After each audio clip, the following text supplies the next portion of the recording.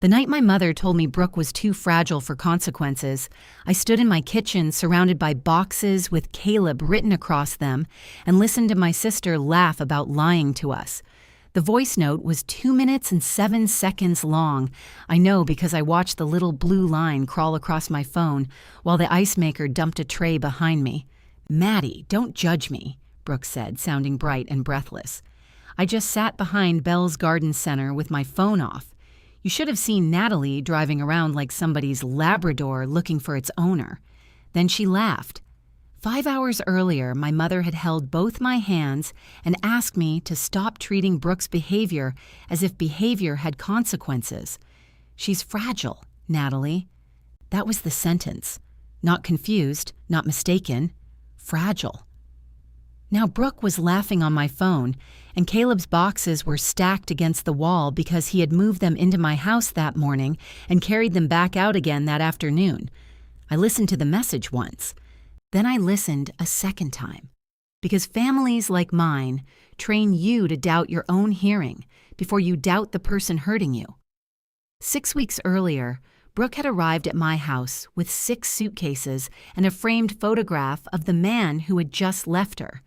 She stood on my front step in oversized sunglasses, although it was raining, while my mother unloaded her car. 2 weeks, Mom said, handing me a canvas bag full of shoes. Maybe less. "Ellen," my father called from the driver's seat. "You've got your flashers on." "That's what they're for, Frank. We're in a driveway." Mom ignored him. She was wearing white pants, gold sandals, and the expression she used whenever she had appointed herself incident commander. Brooke drifted past me without speaking and set the framed engagement photo on the table by my front door. The glass was cracked across her former fiancé's face. I stared at it. Did that happen in the car? Brooke took off her sunglasses. Her eyes were dry. "It happened," she said, "when I threw it at a wall. Mom came through behind her carrying a potted orchid. She's processing." "With an orchid? She shouldn't have to wake up without something living in the room. I have a fern in there." Mom looked offended on Brooke's behalf. "That thing is mostly brown." The guest room had been half office, half storage, and fully mine. I had spent the previous weekend clearing it because Caleb was supposed to move in when his lease ended. I moved my desk into my bedroom, put winter coats in the attic, and filled 3 donation bags with clothes I had apparently been saving for a future version of myself who attended more cocktail parties. The room looked peaceful now. Fresh sheets, white curtains, a blue ceramic lamp, 1 empty dresser. Brooke stood in the doorway and looked around like she had arrived at a hotel that had lost her reservation. "Is that all the closet space? You're here for 2 weeks." "I know. I was just asking." Mom touched her shoulder. "It's lovely." I said it was lovely. "No, you asked about the closet." Brooke closed her eyes. Mom looked at me. That was how it worked. Brooke never had to ask me to retreat. She only had to make a face, and Mom would translate it into an obligation. I picked up 2 suitcases. "There's another rack in the laundry room." Brooke opened her eyes. "Thank you." She said it softly enough that I felt mean for having noticed anything. By 5, Mom had filled my refrigerator with chicken soup, sliced melon, 3 kinds of yogurt Brooke had not eaten since high school, and a casserole labeled Tuesday in permanent marker. "What happens on Wednesday?" I asked. Mom was lining up bottles of sparkling water. "She may feel like cooking." Brooke sat at my kitchen table scrolling through her phone. Every few minutes she sighed and turned the screen face down. Then it buzzed again, and she flipped it over so quickly her sleeve caught the salt shaker. "Is that Ryan?" Mom asked. Brooke's former fiancé had a name, but in our family he had already become a natural disaster. "No." "Don't answer him."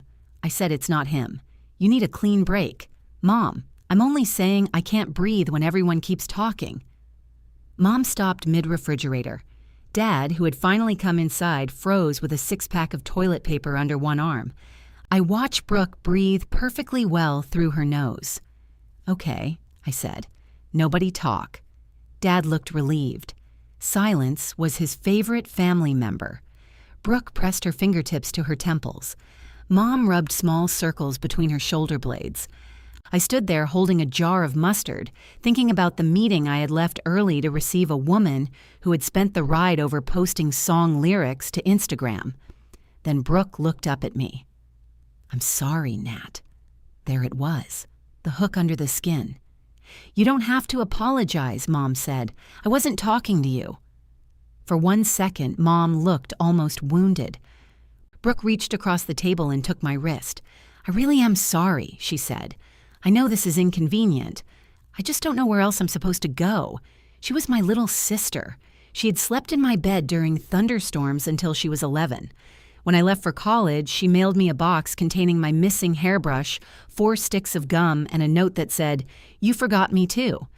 I still had the note in a shoebox under my bed. I set down the mustard. 'You're fine,' I told her. 'Stay until you get steady.'" Mom smiled as if I had recited the correct answer. That evening, Caleb came over with Thai food and found all 5 of us in my living room. Dad was asleep in the armchair. Mom was folding towels she had brought from her own house. Brooke was stretched across the couch under my yellow throw blanket, watching a home renovation show with the engagement photograph positioned on the mantel behind her. Caleb paused inside the doorway. He was tall, quiet, and incapable of pretending not to notice things. This was one of the reasons I loved him and one of the reasons my mother found him hard to read. "Hey," he said. "Caleb." Mom folded a hand towel into a sharp rectangle. "We've had a day. I can see that." Brooke sat up. "I'm sorry." He held up the paper bag. "I brought enough." "You didn't know I'd be here." "I know how much Natalie orders. Normally, that would have made me laugh." Instead, I watched Brooke move her purse off the couch and felt grateful to Caleb for not looking at me too long. We ate around the coffee table. Mom told the breakup story as if she had been present, even though Brooke had given each of us a slightly different version. In Mom's version, Ryan had announced over dinner that he couldn't support Brooke emotionally. In Brooke's version to me, they had fought after she found messages on his phone. Dad seemed to think Ryan had moved to Arizona. "He didn't move to Arizona," Brooke said. Dad looked up from his noodles. "Who am I thinking of?" "Nobody," Mom said. "There was somebody. Eat your food, Frank."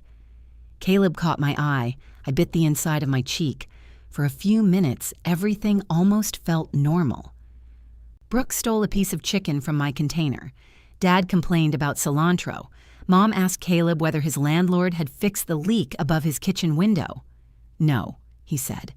"But it won't be my problem much longer." A small silence opened. Caleb's lease ended September 1st. We had discussed paint colors, furniture, grocery habits, and whether his ugly leather recliner had constitutional rights. We had not announced the move formally because at 38, I did not think I needed to send engraved cards. Mom glanced toward the hallway. "Right." Brooke stopped chewing. "It's 6 weeks away," I said. "Of course," Mom said quickly. "Plenty of time." Brooke lowered her eyes to her noodles. "I won't be in the way. No one said you would," Mom told her. Again, she looked at me. I put down my fork. "Brooke, you'll be settled somewhere by then." "Obviously. I'm just making sure we're all clear." "Nat," I said, "obviously." Her voice cracked on the last word. "Not much. Just enough." Caleb leaned back. Mom began collecting empty containers even though no one had finished eating. "You know," she said, 6 weeks is a lifetime when someone's in pain. It's also when my lease ends," Caleb said. Mom gave him a thin smile. "Yes, we heard you."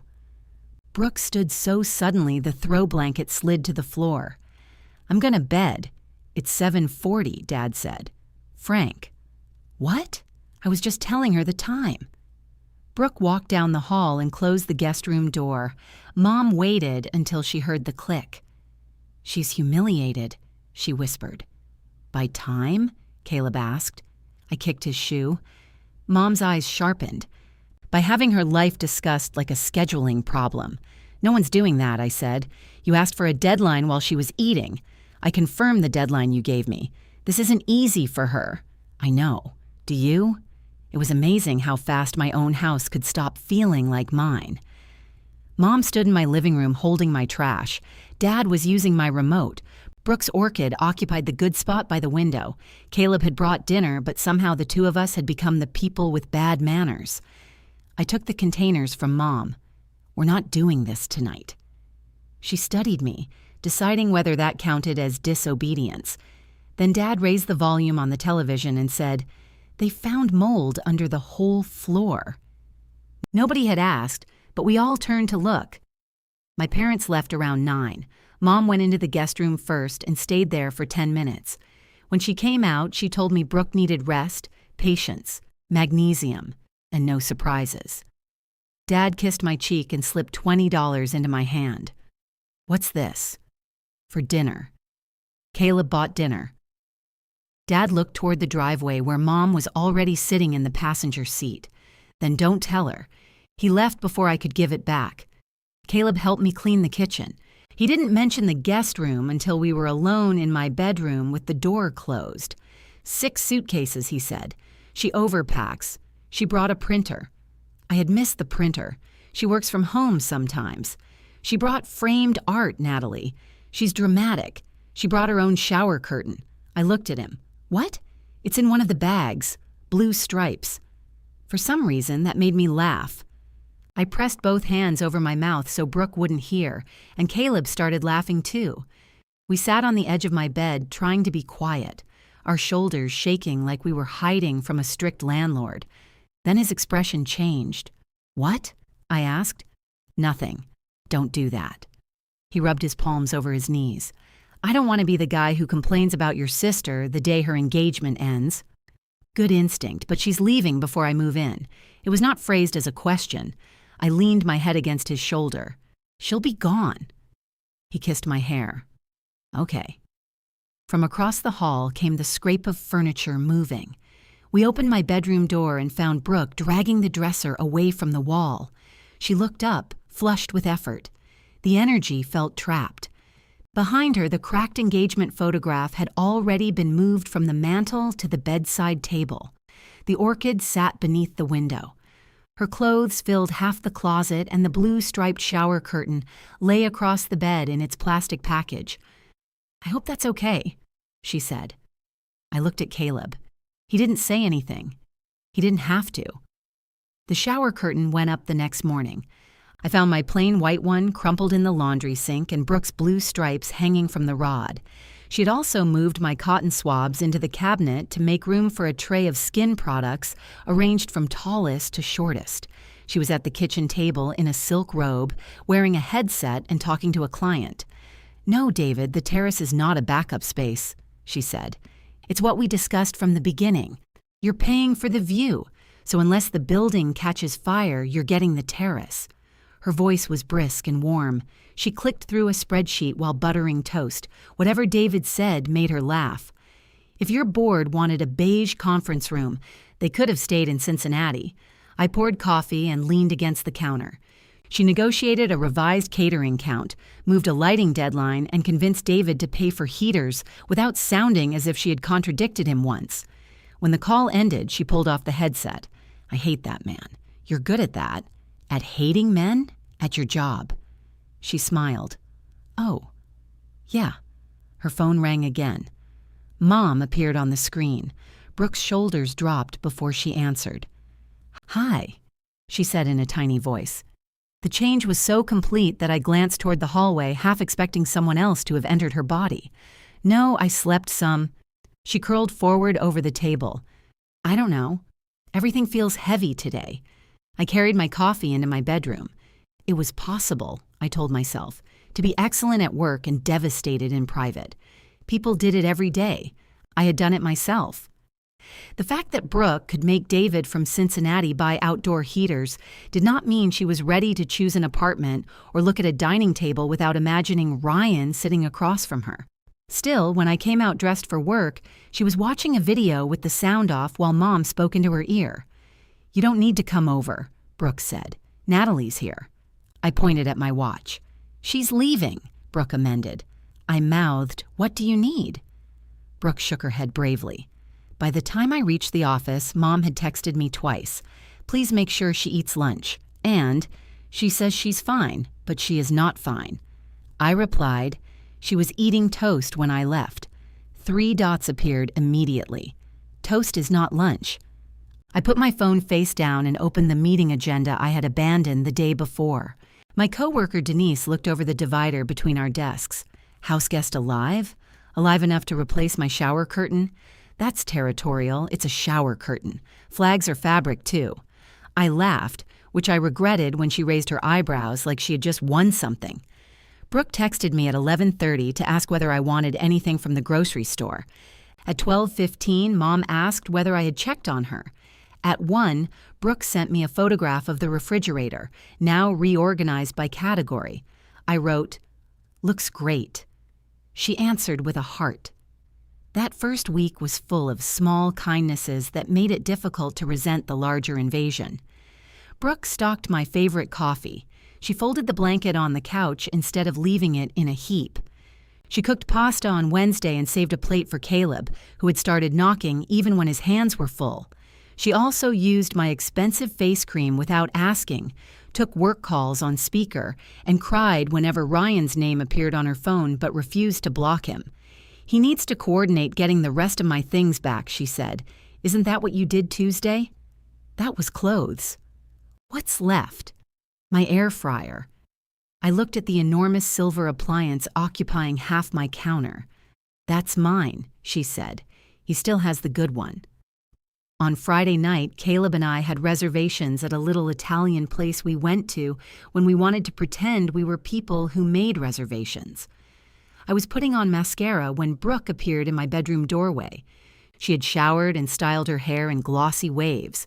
Her eyes looked fine. "That dress is cute," she said. "Thank you. Is it new?" "Last year. You never wear green. I wear green. You wear olive. That's practically brown."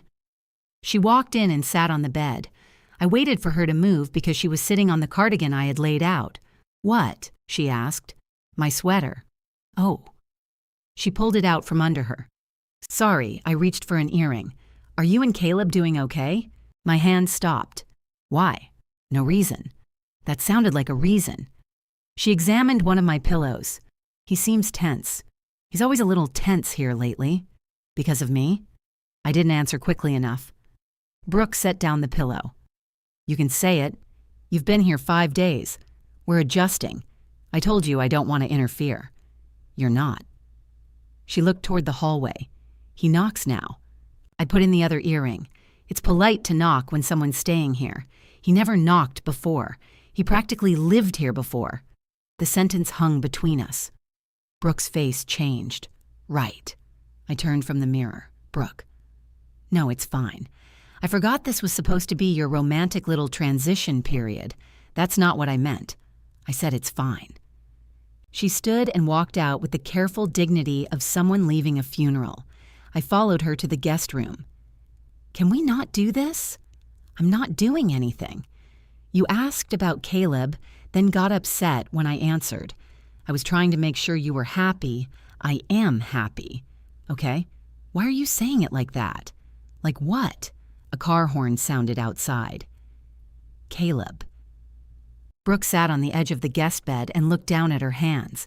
The cracked photograph was angled toward her, Ryan smiling beneath a white fracture line. "Go," she said. "Have fun." I should have gone. Instead, I sat beside her. "Do you want to come?" The question left my mouth before I could catch it. Brooke turned to me with startled gratitude, which made taking it back impossible. "No, I don't want to intrude." "You wouldn't." "Are you sure?" Caleb honked again, shorter this time. 10 minutes later, Brooke climbed into the back seat wearing lipstick and a black blouse she had pulled from one of her suitcases. Caleb watched her in the mirror. "Change of plans?" he asked. "I hope it's okay," she said. "Nat invited me." His eyes moved to mine. "We can get a table for 3, I said. We could not get a table for 3. Our reservation was for 2, and the restaurant was packed, so we sat at the bar between a plastic lemon tree and the kitchen door. Brooke ordered sparkling water, then changed it to wine after the bartender walked away. Within 20 minutes, she had made friends with the couple beside us and learned that the bartender's mother lived in the same neighborhood as Mom. Caleb was quieter than usual. Brooke filled every pause. She told a story about a bride who demanded live butterflies in January. She mocked Dad's belief that Ryan had moved to Arizona.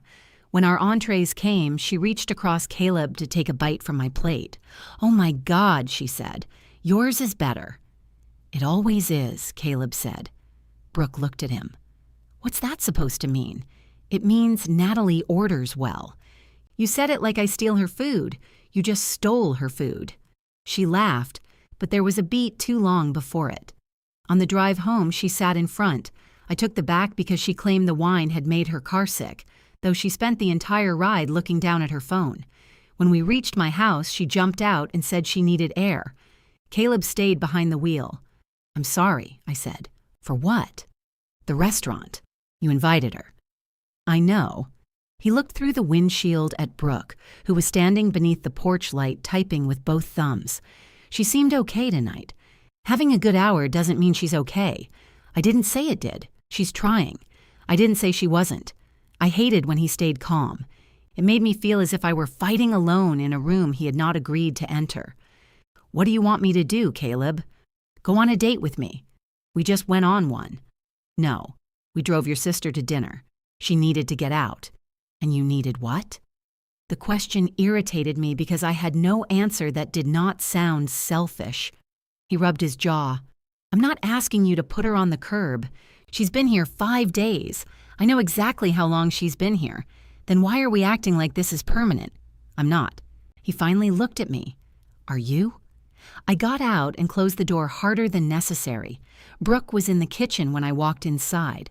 She had taken off her earrings and was standing barefoot at the sink, drinking water. She looked at my face. "You fought." "No." "Because I came?" "We didn't fight." She set down the glass. "You shouldn't have invited me." "Probably not." I expected tears. Instead, she nodded. "You're right." That surprised me enough to soften my voice. "I didn't mean no. You are." She pressed her lips together. "I'm so used to you making room for me, I don't notice when I'm taking it." For one rare, painful second, she sounded exactly like the sister I kept believing was underneath everything else. "I offered," I said, and I should have said no. She opened her arms, uncertainly. I let her hug me. "I'll look for apartments tomorrow," she whispered. She did. She made a spreadsheet with rent, distance, parking, square footage, and pet policies, even though she did not own a pet. We spent Saturday touring 3 places. The first smelled like onions. The second had a view of a brick wall. The third was bright, quiet, and 12 minutes from Mom. Brooke stood in its empty living room while the leasing agent waited by the door. "I could put the couch there," I said. She stared at the clean carpet. Ryan and I looked at this building. The leasing agent studied her clipboard. "You don't have to decide right now," I said. In the parking lot, Brooke cried so hard I had to take the keys from her hand. I drove us home while she leaned her forehead against the window. That evening, Mom arrived with Tuesday's casserole 4 days early. "You pushed too hard," she told me in the kitchen. We looked at apartments. It was Brooke's idea. She wanted to please you. She needs somewhere to live. She has somewhere to live. For another week. Mom glanced toward the guest room door. "Deadlines are useful for bills, Natalie, not grief." At the end of the second week, Brooke had not applied anywhere. She had, however, bought matching blue bath mats. I came home to find them on the bathroom floor and the white tags in the trash. Brooke was waiting at the kitchen table. No headset, no phone. The Tuesday casserole sat untouched between us. "Can I have one more week?" she asked. I looked down the hallway at the striped shower curtain, then at her 6 suitcases lined neatly against the guest room wall. "1 week," I said. Her whole body loosened. "Thank you, Nat." Before I went to bed, I changed September 1st to September 8th on the little calendar beside my refrigerator. I did it in pen. The ink bothered me every time I opened the refrigerator. September 8th sat beneath the little red magnet shaped like a lobster, definite and black. I considered changing it to pencil, which would have been more honest, but that felt like admitting something to an appliance. Caleb noticed on Tuesday. He'd come over with a tape measure and a box of books he wanted me to keep because his apartment was disappearing beneath moving supplies. Brooke was working late at the venue, so for once the house was quiet. He read the calendar without touching it. "She asked for one more week," I said. He nodded. I told her one. "Okay, you can say something." I did. "No, you made a sound." I said, "Okay, you said it like a hostage." He set the box beside the living room bookcase. "What would you like me to say? That it's reasonable. Is it?" I crossed my arms. "She toured apartments. She bought bath mats." "How do you know about the bath mats?" "They're hard to miss. They were on sale." "That helps." He walked into my bedroom and opened the closet. I followed him, already angry, although he had not raised his voice or told me I was wrong. He measured the space beneath the hanging clothes. "What are you doing?" "Seeing whether the dresser will fit here. The dresser's in the guest room." "Right. Brooke will be gone. On September 8th. Yes, my lease ends September 1st. We talked about you staying here while she finishes moving." "You talked. I was standing nearby." I leaned against the doorframe. "It's 7 days. It was 2 weeks. She's doing better." "I'm glad. You don't sound glad." He lowered the tape measure. "Natalie, I'm not rooting for your sister to fail. I'm trying to move in with you." I looked at the box beside the bookcase. It was labeled History, although knowing Caleb, it contained equal parts presidential biographies and extension cords. "You can move your things in," I said. "We'll make it work." "Where do I sleep?" "With me." "Where do my clothes go?" "We'll move the dresser in here." "Which dresser?" I gave him a look. "The one your sister rearranged because the energy was trapped?" Despite myself, I smiled. Caleb did too. He hooked one finger through my belt loop and pulled me toward him. "I don't care about the dresser," he said. "You measured for it. I care that you and I agreed on something, and now I'm the only person who thinks it's an agreement." Before I could answer, the front door opened. Brooke came in carrying 2 paper bags and a bouquet of sunflowers. She stopped when she saw us in the bedroom. "Don't mind me." "What did you buy?" I asked. "Groceries." She lifted the bags as evidence. "You didn't have to do that. I've been eating your food for 2 weeks. 3, Caleb said. Brooke's eyes shifted to him.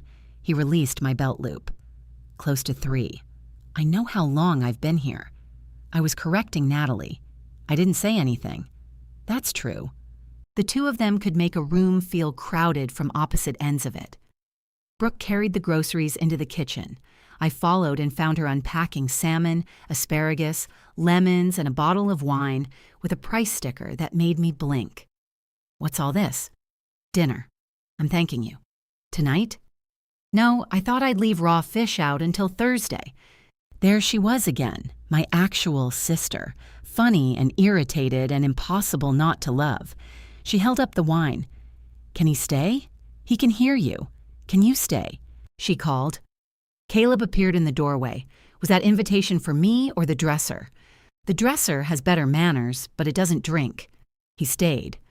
Brooke cooked the salmon with too much butter and set the kitchen towel on fire for 4 seconds. Caleb smothered it in the sink while she laughed so hard she had to sit on the floor. I opened windows.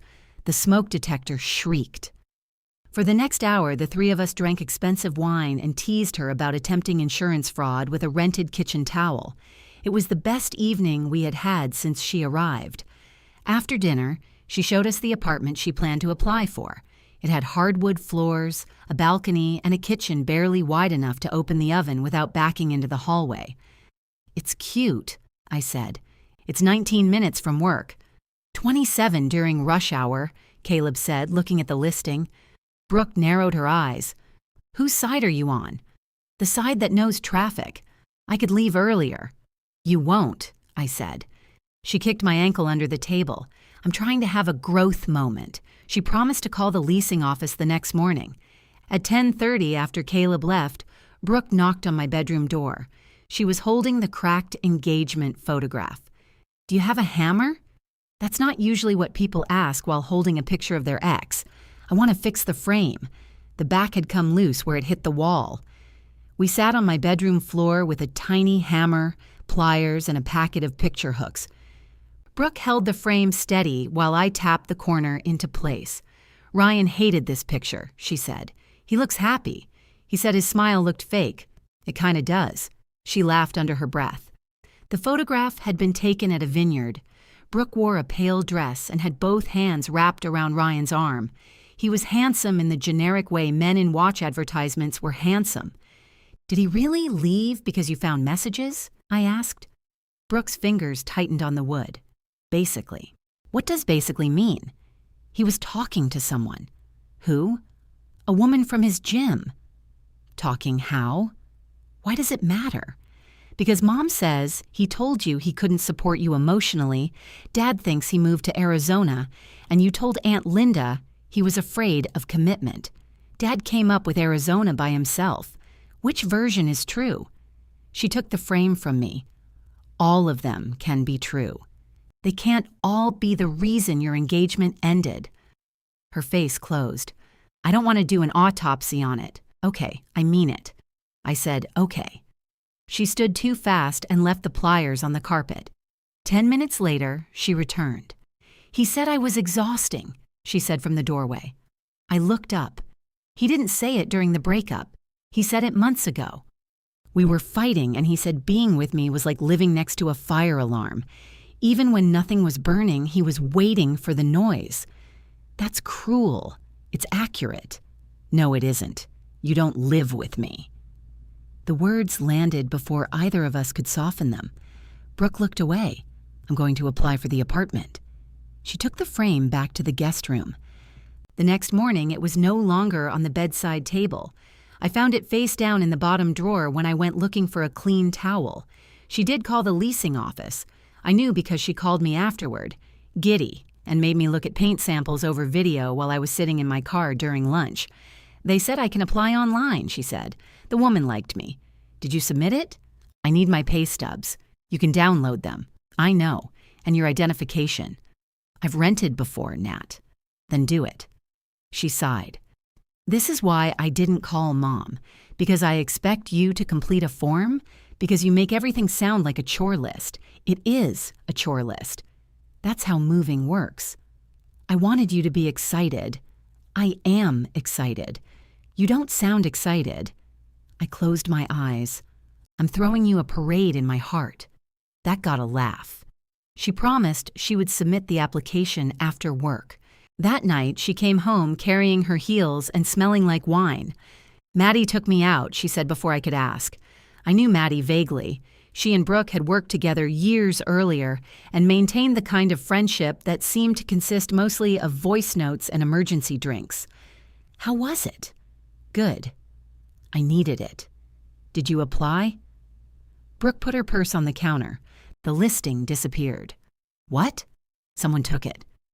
"You didn't apply first?" "I was at work. You had the whole morning. I needed my pay stubs." "Which you can download." "Can we not?" I stared at her. She had fresh lipstick on, and the stamp from a downtown bar was smudged across the back of her hand. "We were having a nice night," she said. "I wasn't there. I was having a nice night." "I can see that." Her expression sharpened. "Am I not allowed to?" "I didn't say that. You think because my engagement ended, I should sit in your guest room crying 24 hours a day. No, I think you should apply for apartments before somebody else rents them." I tried. "You looked at a listing." I called. "Did you send anything?" She walked past me. "Brooke, I don't need a supervisor. Apparently, you need something." She turned in the hallway. "There it is." "What?" "The real reason you're helping. You love being the competent one." "That is not why I'm helping. You get to stand there with your calendar and your lists and look at me like I'm a broken appliance. I moved my office into my bedroom for you, and you've reminded me every day. I have never said that. You don't have to.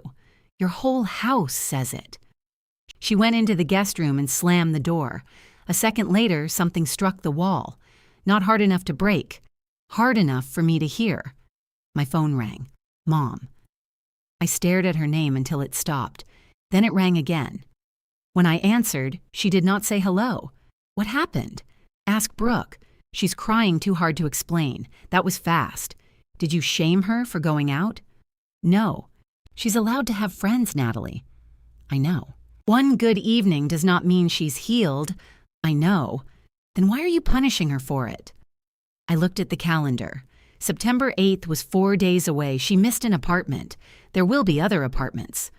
Mom, she hasn't applied for one. She will. When? When she's ready. And if that isn't by next week? Mom exhaled slowly. I think you need to decide whether your sister matters more than a date on a calendar. That isn't the choice. It may feel different from where you're standing. Then she can stay with you. Silence. It was the first time I had said it. Mom recovered quickly. Our den isn't suitable. It has a pull-out couch. Your father gets up early. So do I. She feels safe with you. I looked toward the guest room door. Brooke had stopped crying. She feels comfortable here, I said. That's not the same thing. Mom's voice cooled. I hope Caleb isn't putting these ideas in your head. They're my ideas. Since when? I hung up. My hands were shaking, though nothing dramatic had happened. No one had screamed. No one had broken anything. I had only suggested that my sister sleep in a different spare room. The guest room door opened. Brooke stood there without tears on her face. You told her to call me, I said. She calls you whenever I'm upset. You texted her. I needed someone. I'm someone. Not when you're the reason. She closed the door again, softly this time. 4 days later, September 8th arrived with the blue bath mats still on my floor. I did not change the calendar. I simply took it off the refrigerator and put it in a drawer. The drawer became its own kind of calendar. Every time I reached past it for aluminum foil or a dish towel, I saw the lobster magnet lying on top of the page and knew another day had passed without anyone mentioning September 8th. Brooke became almost aggressively pleasant. She wiped down the kitchen counters before I woke up. She replaced my face cream. She left a sticky note on the bathroom mirror that said, "Have a good day, Rumi," with a little heart above the eye. She did not pack. On Thursday, she sent me 3 apartment listings while I was at work. One did not allow parking, one was 45 minutes from her job, and the third was already marked unavailable. I wrote, "The second one looks possible." She replied, 45 minutes? You could tour it. Every day? Just tour it, Brooke. She sent back a photograph of a woman grimacing. That night, Caleb found the calendar. He was looking for scissors and opened the drawer. He took it out, unfolded it, and put it on the counter between us. What happened to this? I got tired of looking at it. That's usually what makes a calendar useful. Can we not start? I asked one question. You're holding it like evidence. He set it down. Did she ask for more time? No. So she's leaving? She hasn't found a place. That wasn't my question. Brooke was in the shower. Water hissed down the hall, and her music was loud enough that a woman with a beautiful voice was assuring us she could survive anything. I lowered my voice. What am I supposed to do? Tell her the date passed. She knows. Then what? I don't know. Caleb folded the calendar along the crease I had made. My landlord let me stay through the end of the month, he said. I stared at him. You already arranged that? I had to. You could have told me. I tried. We kept discussing whether the apartment with the brick wall was too depressing. How much is he charging? A full month. For 4 weeks? He said he could rent it to someone else. That's ridiculous. It's also done. I looked toward the hallway.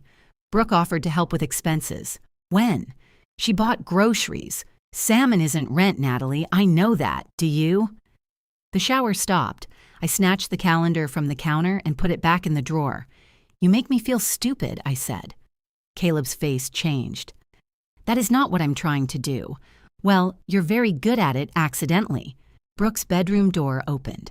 She came into the kitchen wearing a robe and a towel wrapped around her hair. She glanced between us. What happened? Nothing, I said. Caleb leaned both hands on the counter. I'm paying another month's rent because you're still here. There was no cruelty in his voice. That made it worse. Brooke went still.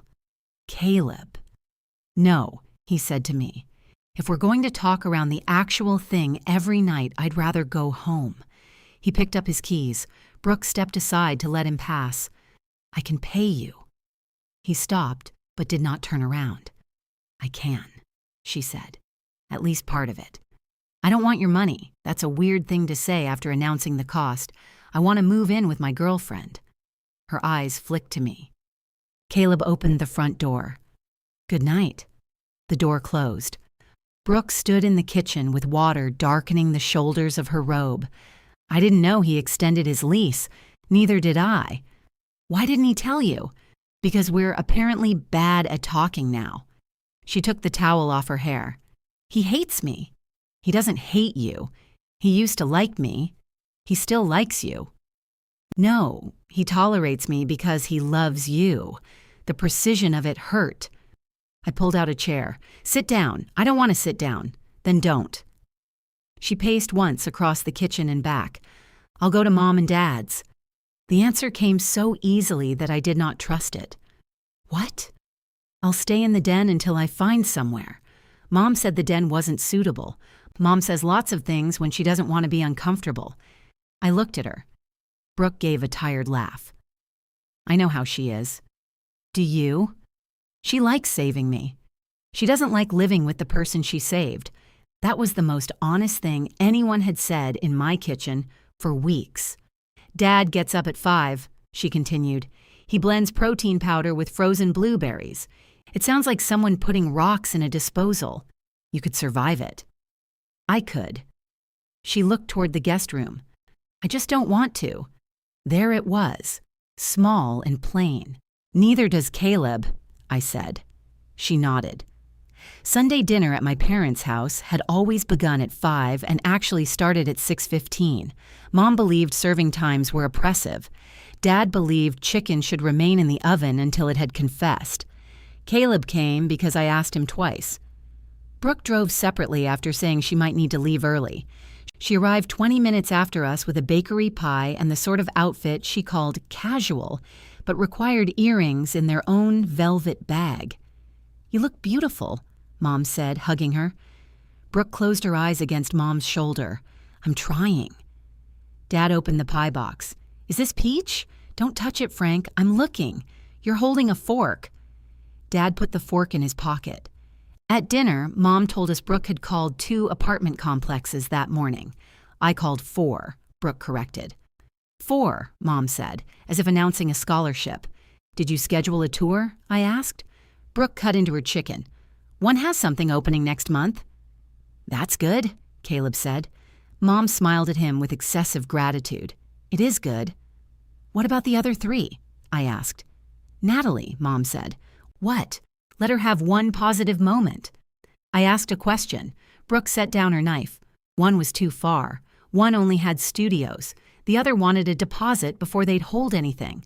That's normal, I said. I'm not sending money before I see a place. Then see it. She will, Mom said. When? Why does everything need a date? Caleb drank water. I looked at Dad. Can Brooke stay here until one opens? Dad glanced at the den doorway.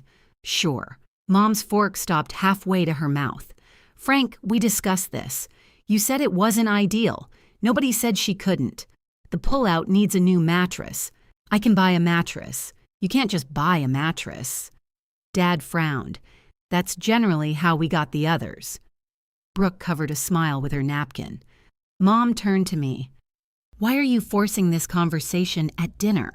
Because every time I bring it up privately, you tell me Brooke needs time. She does, so she can have time here. Brooke stared at her plate.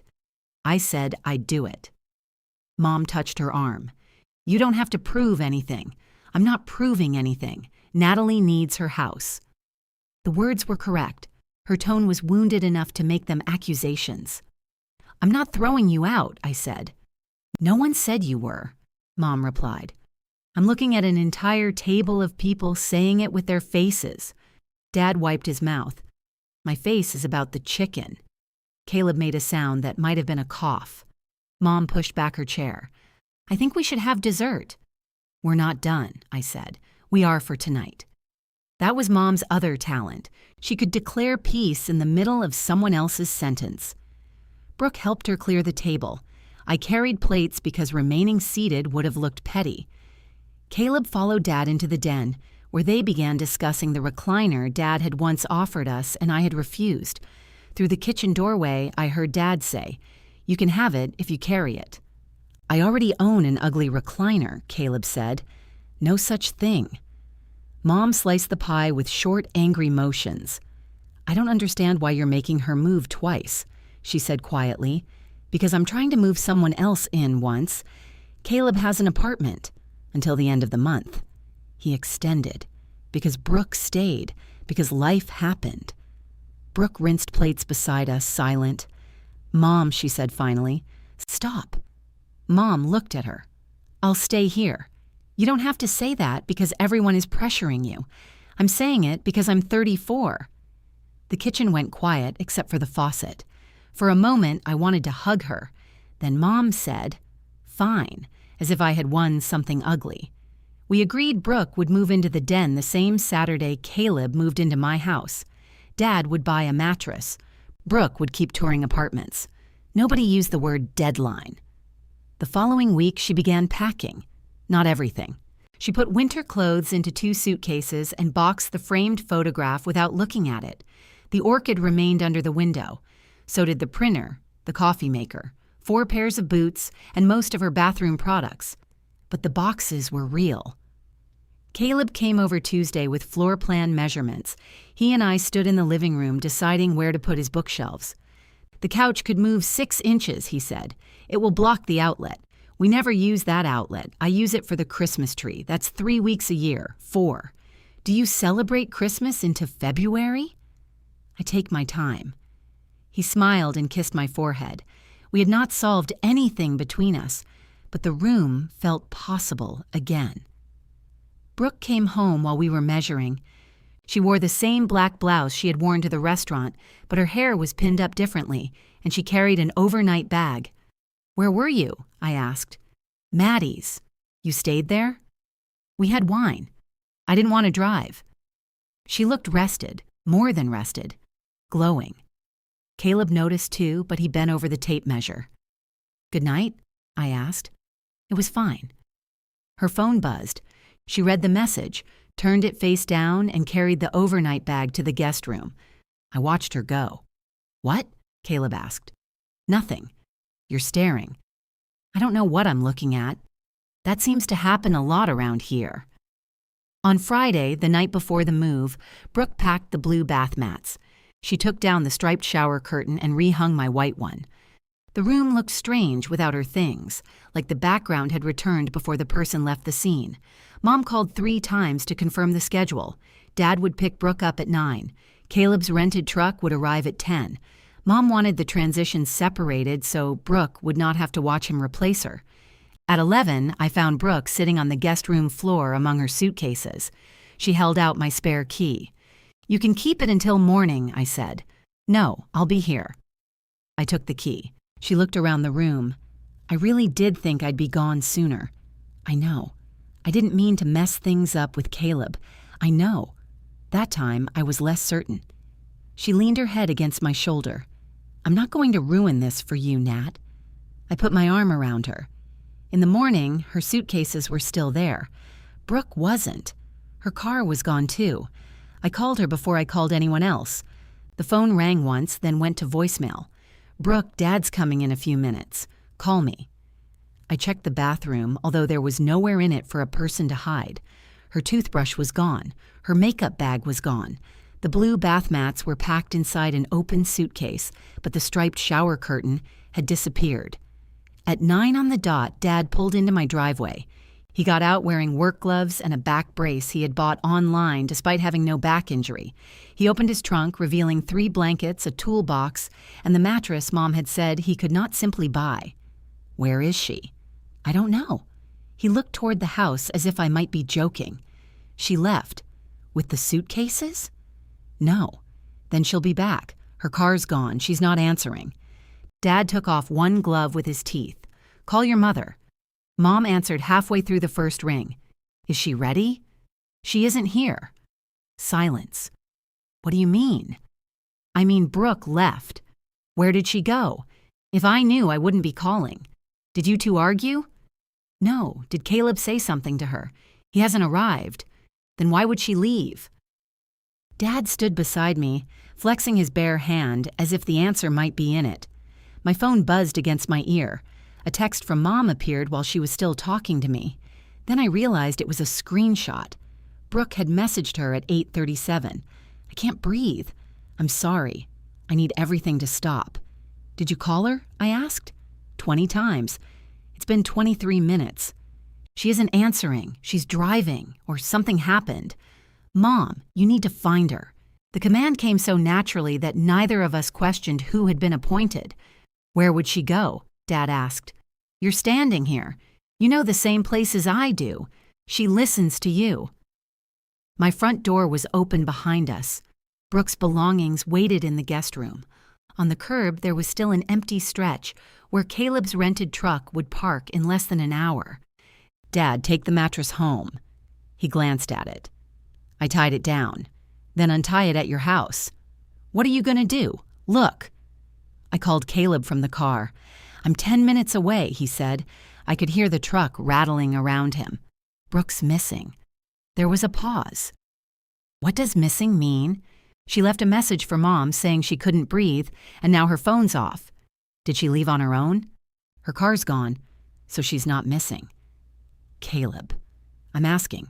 I need to check a few places. And the move? I don't know.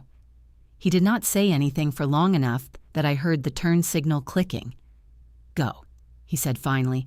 I'll meet your dad at the house. Dad's taking the mattress back. Another pause. Of course he is. I drove first to a coffee shop Brooke liked because it had velvet chairs, and no one minded if she stayed for hours. Her car was not there. I went inside anyway. The barista recognized her photograph on my phone.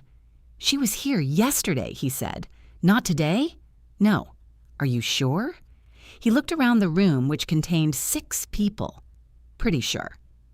I checked the river trail where Brooke used to walk after fights with Ryan. I checked the parking lot behind the grocery store where she had once sat crying for an hour because Mom criticized her haircut. I drove past Maddie's apartment but did not know the unit number, so I called her. Maddie answered with loud music behind her. Have you talked to Brooke? Not today. Why? She left a weird message for Mom and turned off her phone. What kind of weird message? I can't breathe. I need everything to stop. Oh. That single syllable carried less alarm than I wanted. Did she say anything to you last night? No, I haven't seen her since Tuesday. Brooke had told us she spent Tuesday night with Maddie. I tightened my grip on the steering wheel. She said she stayed at your place.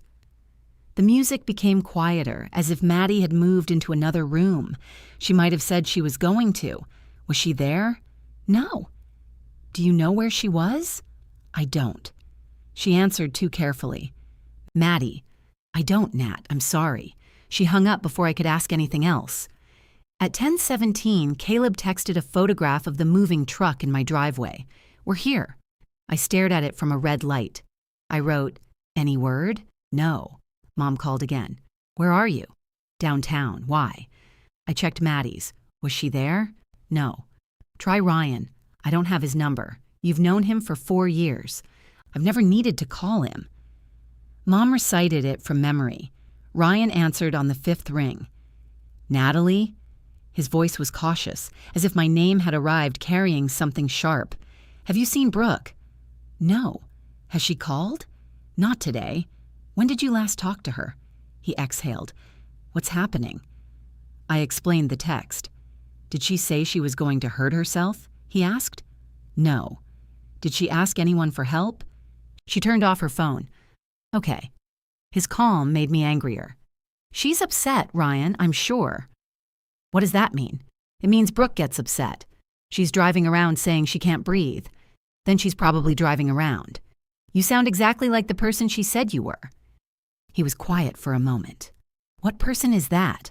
The one who left because she was inconvenient. A truck horn blasted behind me. The light had changed. Ryan said, You should ask her why I left. Then he ended the call. I sat there until the driver behind me raised both hands in disbelief. At 11, Mom said she was calling hospitals. At 11:15, Dad said he had checked the church parking lot even though Brooke had not attended church in 14 years. At 11:40, I drove through Bell's Garden Center because it was close to the highway and had a cafe she liked. I checked both parking lots. Nothing. Caleb called while I was circling the building. "Where are you?" "Bell's." "We've loaded half the truck into your living room." My stomach twisted. "Who's we?" My friend Marcus came. I had forgotten Marcus was helping. "Tell him I'm sorry." "He thinks I'm moving in. It's not weird yet. I'll be home soon." "Did you find her?" "No." "Then come home." I stopped the car beside stacks of mulch wrapped in plastic. Mom is terrified. I understand. She sent a message saying she couldn't breathe. I understand that too. You don't sound like it. I'm standing in your house carrying boxes while you search for an adult who drove away voluntarily on the exact morning she agreed to leave. Do you think I don't know what this looks like? I think you know, and you went anyway. That hurt because it was true and because I had expected him to forgive the truth. I can't leave Mom like this. Your mom isn't alone. Your dad is with her. What if something actually happened? Then it still wouldn't be your fault. The line went silent between us. "I need another hour," I said. Caleb breathed out. "Take it." He hung up. At 12:38, Mom called. "She's here." I pulled into a pharmacy parking lot so quickly someone honked. "What? She just came in. Is she okay?" "She's shaking. I can't talk." The call ended. Relief hit first. It was physical, almost nauseating. I lowered my forehead to the steering wheel and breathed until the pharmacy sign stopped blurring. Then came anger. I drove to my parents' house. Brooke was on their couch beneath a knitted blanket holding a mug with both hands. Her hair was messy. Her face was pale but dry. Mom sat beside her. Dad stood in the doorway to the den, still wearing his back brace. When I entered, Mom put one finger to her lips. "Where were you?" I asked. Brooke stared into the mug. "Not now," Mom whispered. "I've been driving for 4 hours. She needs quiet. I checked hospitals." Brooke's fingers tightened around the mug. "I'm sorry," she said. "Where were you?" "I don't know." "You don't know?" "I was driving. Then I stopped somewhere." "Where?" "I don't remember." "You drove there." "Natalie," Mom warned. Brooke looked up at me. Her eyes were wide and wounded. "I couldn't think. Your phone was off. I needed it off. You told Mom you couldn't breathe and disappeared. I didn't disappear." Dad shifted near the doorway. I looked at him. "Did you know she was coming here?" "No. Did anyone?" Mom stood. "That's enough." "No, it isn't. Caleb's at my house with a truck." Brooke flinched. "That's not her concern right now," Mom said. "It became her concern when she left on the morning she agreed to move. She didn't plan this." "How do you know?" "Because I know my daughter." "So do I." My voice cracked, which embarrassed me more than shouting would have. I looked at Brooke. "You're staying here. Your things can come later." Mom stepped between us. "You are not making decisions while you're angry. It was already the decision. She cannot move today. Fine. She can stay here and Dad can get her things tomorrow. You're treating this like a punishment. It's a consequence." Mom's face hardened. She is too fragile for consequences right now. The sentence settled over the room. Dad looked down. Brooke watched me from the couch, the mug held beneath her chin. For 1 second, there was something in her expression that did not match the rest of her face. Not fear, assessment. Mom put a hand on my arm. "Take her home." "No. The den isn't ready. There's a new mattress in the garage. She needs you." I needed her to answer her phone. Brooke set down the mug. "I'll go." She said it weakly, nobly, offering herself as the burden no one wanted to name. Mom hugged her before she stood. When we reached my house, Caleb's boxes filled the living room. Marcus was gone. Caleb sat on the arm of the couch, holding the roll of packing tape between both hands. He looked at Brooke, then at me. "She's staying," he said. It was not a question. "Just tonight," I replied. Brooke spoke behind me. "I can leave." Caleb stood. "That isn't the point anymore." He spent the next 2 hours carrying most of his boxes back into the truck. He left the history box and 3 kitchen boxes because there was no room in his apartment. I watched from the doorway until he told me to stop apologizing. "I'll fix this," I said. He looked exhausted. "I know you believe that." Brooke stayed in the guest room all evening. At 10, she made tea and told me she was sorry. At 11, she turned off her light. At 11:23, my phone chimed. A voice note from Brooke. "Maddie, don't judge me," she said cheerfully. "I just sat behind Bell's Garden Center with my phone off. You should have seen Natalie driving around like somebody's Labrador looking for its owner." She laughed. "I knew Mom would send her. All I had to do was use the breathing thing. Nat wasn't going to put me at their house after that, and Caleb can pout all he wants. He'll come back. He always does." There was a rustle. Then Brooke's voice dropped. "I just need another month, maybe 2. If I asked, she would have said no. But Natalie can't say no to Mom when Mom's scared." She laughed again. "Honestly, it's too easy." I stood among Caleb's boxes and listened to the message a second time. On the third listen, I stopped hearing Brooke's laughter and started hearing the spaces around it. No traffic, no crying, no breathlessness, just the faint hum of the ceiling fan in my guest room. She had recorded it less than 20 feet from where I stood. I walked down the hallway and opened her door without knocking. Brooke was sitting up in bed with her phone in both hands. Her face changed when she saw mine. "Did you mean to send me something?" She looked at her screen. The blood left her face so quickly it was almost impressive. "Nat," I held up my phone. Don't what? I didn't mean to send it to me?" She pushed the blanket away and stood. It was a joke. I pressed play. Her own voice filled the room. "Maddie, don't judge me." Brooke lunged for my phone. I stepped back. "Stop it. You should have seen Natalie driving around like somebody's Labrador." I said, "Stop." She hit the screen, ending the message. We stood inches apart. She was breathing fast now. "That," I said, "sounds real." Her eyes filled. "You don't understand. I understand every word." "No, you don't." "Maddie and I joke like that. About making Mom think you might be in danger? I knew I wasn't in danger. We didn't. I wasn't thinking about it that way. You said you knew Mom would send me. I knew she'd call you. That's different. You watched me leave. I was gone before you started looking. You sat behind Bell's Garden Center while I drove through the parking lot." She rubbed both hands over her face. "I had already left by then." "That's your defense?" "No, because I checked hospitals, Brooke." "I didn't ask you to." I stared at her. She seemed to hear it after she said it. Her mouth opened, then closed. "You told Mom you couldn't breathe." "I couldn't." "You sounded pretty healthy in the recording." "That was hours later. It was 10 minutes ago. I meant this morning." "Were you having a panic attack?" She looked toward the window. "Answer me." I was panicking. "Were you having a panic attack? What do you want me to say?" The truth would be a fun change. Her face twisted. "You've already decided I'm a monster. I haven't decided anything. You narrated it for me." She sat on the edge of the bed and began to cry. Not the silent, dignified tears she used at dinner. These were messy. Her shoulders shook. She pressed the heels of her hands into her eyes. I didn't know what else to do. "You could have moved into Mom and Dad's house." "I can't live there. You can. You don't want to. Dad acts like I'm a guest he has to work around, and Mom watches me constantly. She asks if I'm okay until I'm not. So you faked an emergency. I needed time. You said 1 or 2 months. I didn't mean that. You said Caleb would come back. He will." The certainty in her voice silenced me. She wiped her face.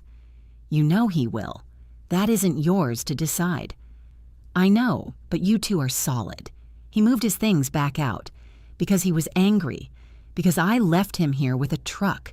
You chose to do that." The words were almost identical to what he had said.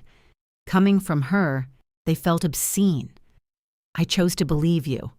I never told you to search." "No.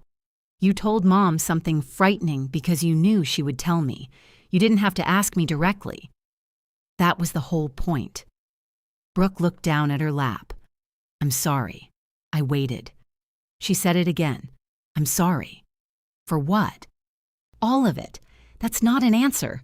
I'm sorry you got scared. I'm sorry the move got messed up. I'm sorry I sent that stupid message. Are you sorry you did it? I said I am. No, you're listing what went wrong. Her eyes hardened beneath the tears. What do you want, Natalie? Do you want me on the floor? Do you want me begging? Would that finally make you feel like the good sister? The cruelty was familiar enough that part of me moved automatically to defend her from it. I felt the words I always use lining up. You're upset. You don't mean that. Let's talk tomorrow. Instead, I said, get dressed. She blinked. What? We're going to Mom's. It's midnight. She should hear this. No. Brooke stood again. No, Nat, please. You were comfortable using her. You can be present when she finds out. You're trying to humiliate me. I could send it to the entire family. She recoiled. I'm not going to, I said. But Mom is coming into this because you brought her into it. Wait until morning. I waited all day. She grabbed my wrist when I turned away. Please don't make her hate me. I looked at her hand. She won't. I knew it with a certainty that felt colder than anger. Mom refused to come at first. She's finally safe, she said. Her voice was thick with sleep. Whatever this is can wait. It can't. Is Brooke upset? She's standing beside me. Then put her on. No. Brooke paced the kitchen, hugging herself. Mom's voice sharpened. Natalie, you're frightening me. I'm going to play something. Listen. I put the phone on speaker and played the voice note from beginning to end. Brooke stood completely still. When it finished, Mom said nothing. Did you hear it? I asked. I heard. Dad's voice came faintly through the phone. What is it? Come over, I said. Absolutely not, Mom replied. No one is driving across town at midnight to stage a confrontation. Then Brooke can come there. She's in no condition to drive. I'll bring her. Brooke shook her head hard. Mom lowered her voice. You need to calm down. I laughed once. It came out wrong. I am calm. You don't sound calm. I spent 4 hours looking for someone who was hiding from me on purpose. We don't know what state she was in. She just told us. People say terrible things when they're distressed. She was laughing. Laughter can be a release. I closed my eyes. Brooke watched me from the kitchen table. She looked scared now, but not of what she had done. She was scared I might stop doing what came next. Mom, she said she used the breathing thing because she knew it would scare you. I heard it. And I am not discussing your sister's mental health over speakerphone while she is sitting there. This isn't about her mental health. That is your opinion. I looked at Brooke. She lowered her eyes. Proof was supposed to feel like a door opening. Instead, I had walked straight into a wall my mother had been building for years. Dad appeared at my house 25 minutes later, wearing sweatpants under a button-down shirt. Mom had apparently refused to come, but sent him to make sure nobody did anything rash. He stood in the kitchen and listened to the message with his hands in his pockets. When it ended, he looked at Brooke. Did you sit behind the garden center? Brooke nodded. For how long? I don't know. Maybe an hour. It was longer, I said. Dad scratched the side of his face. Why? Brooke began crying again. I was scared. Of moving into your parents' den? I asked. Dad glanced at me. Let her answer. She was scared of a blender. I said, let her answer. Brooke looked at him with shining eyes. I felt like nobody wanted me. Dad's face softened. I watched it happen. You were going to his house, I said. He bought you a mattress. Dad stared at the floor.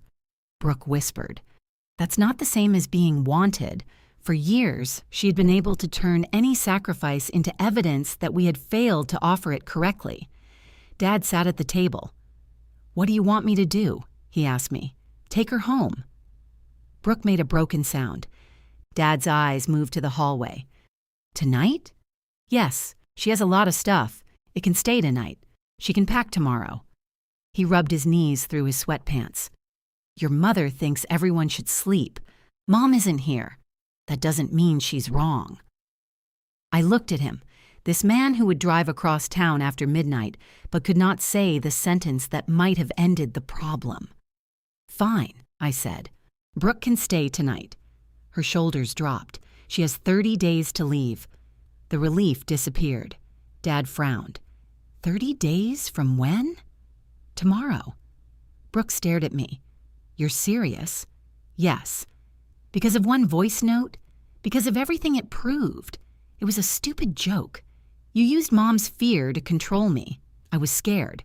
You were scared you'd have to be uncomfortable. You don't get to tell me what I felt." "No. But I get to decide who lives in my house." Dad stood. "Let's not make declarations in the middle of the night. I'm not negotiating. Your mother will be very upset. She'll survive." Brooke's mouth tightened. "And if I don't find a place? You stay with Mom and Dad. What if they say no?"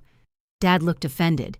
"We wouldn't say no. You didn't exactly say yes," I told him. He put on his jacket without replying. After he left, Brooke followed me into the hallway. "You know I love you," she said. I stopped outside my bedroom. "I think you do. Then why are you acting like this changes everything? Because it changes what your love is allowed to cost me." She stared at me as if I had spoken in another language. I went into my room and locked the door. The next morning, I drove to Caleb's apartment. His living room was stacked with the boxes he had carried twice. The rented truck was gone. He let me in but did not kiss me. I told him about the voice note. I played it because saying the words myself felt impossible. When it ended, he set my phone on the coffee table. "What are you going to do?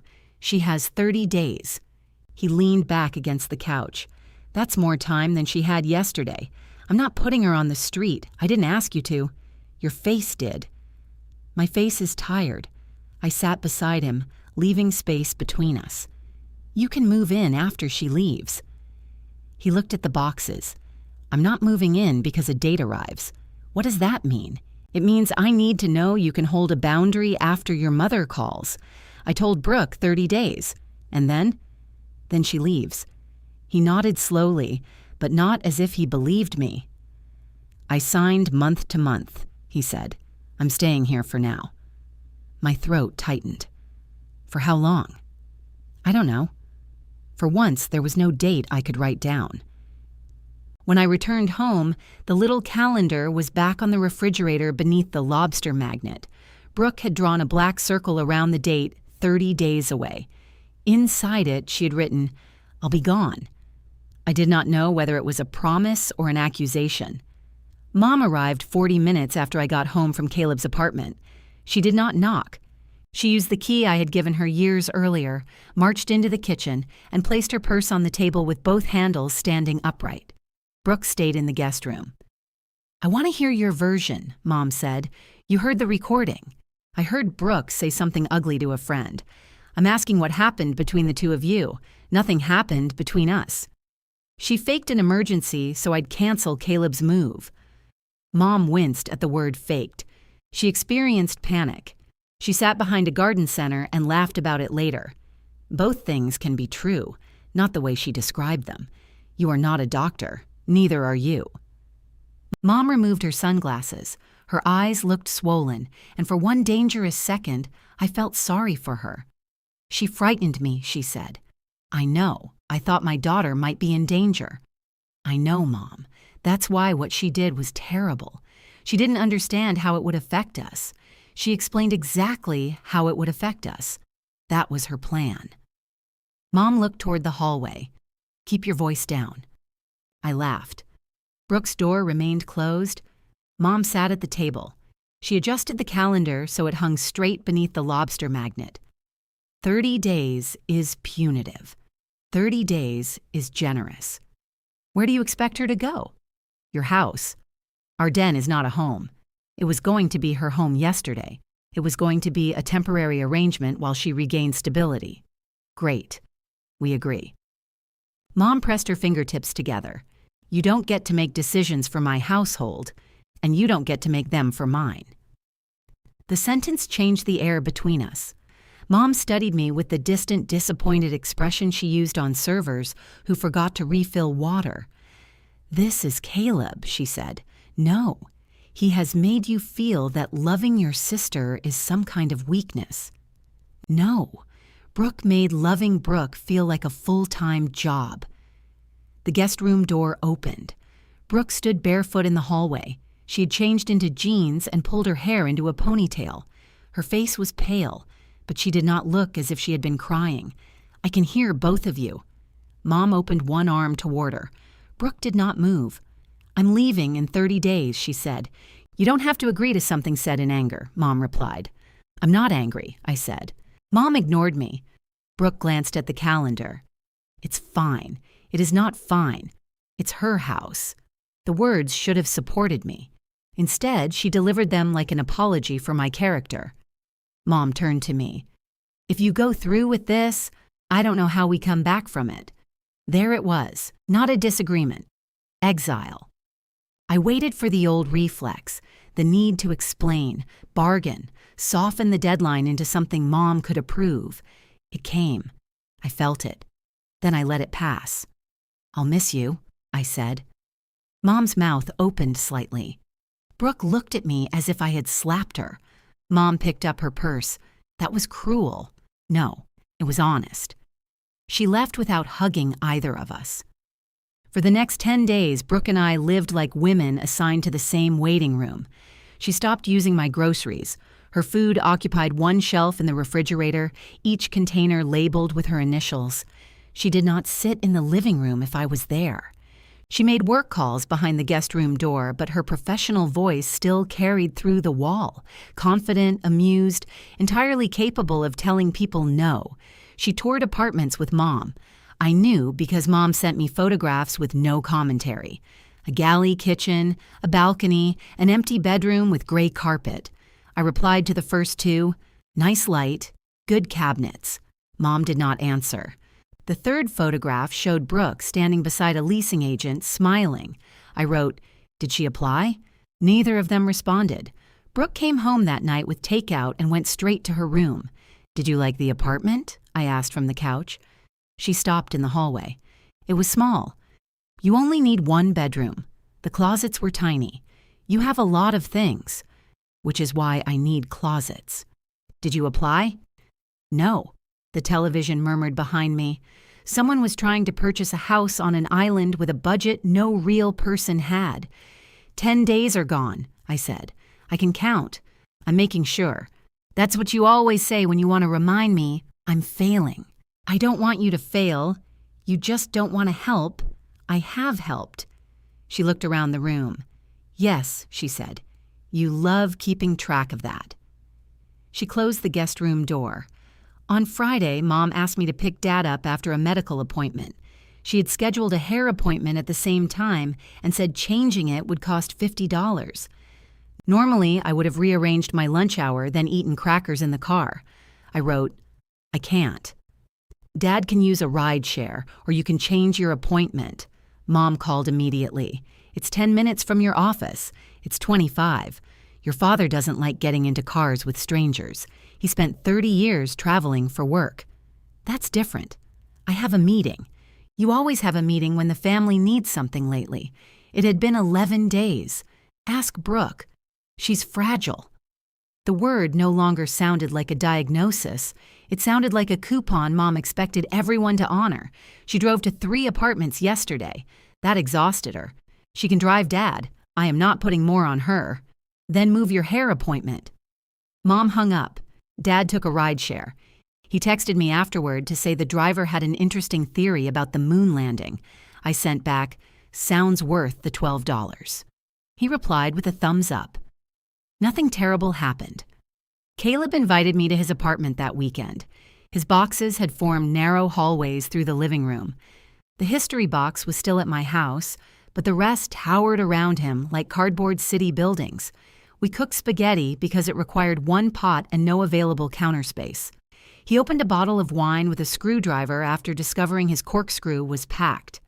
"How's the deadline?" he asked. "It hasn't moved." That wasn't what I asked. "No, it hasn't moved. Your mom may never speak to me again. She called you yesterday." "How do you know?" "You looked at your phone and started grinding your teeth." I took a drink. Brooke's touring places. That's good. She's not applying. That's less good. He twirled spaghetti around his fork. Are you going to play the message for anyone else? No. Why not? Who? Your aunt. Her friends. Anyone your mom recruits.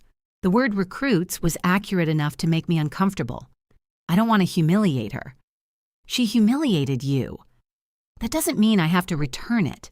I'm not saying you should. You just asked why I didn't. I'm trying to understand where your line is. I looked across the folding table at him. My line is, she can't live with me. And if your family tells everyone you threw her out during a breakdown, then they tell them. You'd let them think that? I don't know. Caleb nodded slowly. What? Nothing. Your nothing is very loud. He set down his fork. You're still protecting her. You've just reduced the size of the shelter. I pushed my plate away. I came here to see you, not get evaluated. You're right. The quick apology made me angrier than an argument would have. He reached across the table, but I stood to carry my plate to the sink. That night I slept beside him among the boxes. He held me with one arm across my waist, and I lay awake listening to his refrigerator cycle on and off. The closeness felt real. So did the distance. Brooke applied for an apartment on day 18. She told me by leaving a printed confirmation page on the kitchen counter. I found her in the guest room wrapping the orchid pot in newspaper. You applied. She did not look up. Mom thinks it's too expensive. What do you think? I think I need somewhere to live. That's not what I asked. She smoothed tape around the newspaper. It's fine. Is it the one with the balcony? No, different one. When will you hear? A few days. I waited. Good, I said. She kept rapping.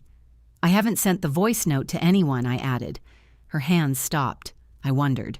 Mom, Dad, and Caleb heard it. That's all. Thank you. I didn't do it for you. She nodded. Then she looked at me. And for a second, we were standing in the same reality again. I am sorry, she said. Not that you heard it. I'm sorry I did it. My throat tightened. Why did you? She sat back on her heels. Because I knew it would work. The honesty hurt more cleanly than any excuse. And because I was scared, she continued. Not panic attack scared. Just scared of being the person nobody made room for anymore. I made room for you. I know. You took mine. She looked down at the orchid. I know that, too. The apartment rejected her application because another tenant completed the process first. Brooke showed me the email without being asked. By day 26, she had no replacement. Mom began calling twice a day. She suggested a 2-week extension, then 1 week, then until the first of the month, as if a calendar page would make it less like surrender. I said no each time. On day 29, Brooke asked me herself. There's a unit opening in 3 weeks, she said. Same building I applied to. You can wait for it at Mom's. I'll have to move everything twice. Yes. That's pointless. It's inconvenient. You're making me do it to prove something. I'm making you do what we agreed. Her eyes filled, but her voice stayed level. You care more about winning than you do about me. I care about believing myself when I say no. She stared at me for a long time. Then she said, Fine. Dad arrived the next morning in the back brace. Mom came too, but she did not enter the house. She stood beside their car wearing sunglasses and watched us carry boxes. Dad took the printer. Brooke carried the orchid. I loaded the blue bath mats and the cracked photograph into the trunk. The guest room emptied slowly, revealing pale rectangles where her dresser and artwork had blocked the light. At the front door, Brooke turned to me. I hope you're happy. I'm not. That seemed to disappoint her. Mom called from the driveway. Brooke. My sister walked away without hugging me. Dad returned for the final suitcase. He paused beside me. The den looks nice, he said. I put the new mattress in. I'm glad. She'll be okay. I know. He carried the suitcase to the car. When they drove away, I went into the guest room and sat on the floor where the dresser had trapped the energy. I texted Caleb. She's gone. He replied 3 minutes later. I know. That evening he came over with Thai food. He did not bring a single box. We ate on the floor of the empty guest room because neither of us suggested the dining table. Caleb set the containers between us. The little blue lamp was still on the nightstand, but without Brooke's things, the room looked smaller, not larger. I thought it would feel different, I said. How? Like I won something. He opened the carton of noodles. Did you want to win? No. You wanted her to leave. That sounds like winning.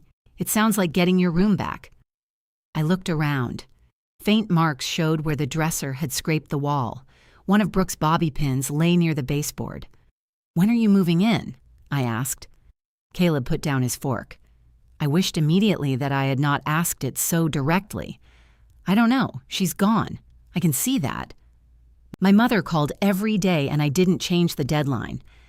I know. So what are you waiting for? He rubbed his thumb along the cardboard edge of the carton. For this not to be about Brooke. It isn't. We're eating in the room she left this morning, because there's no furniture. You asked me to move in before you asked how I was.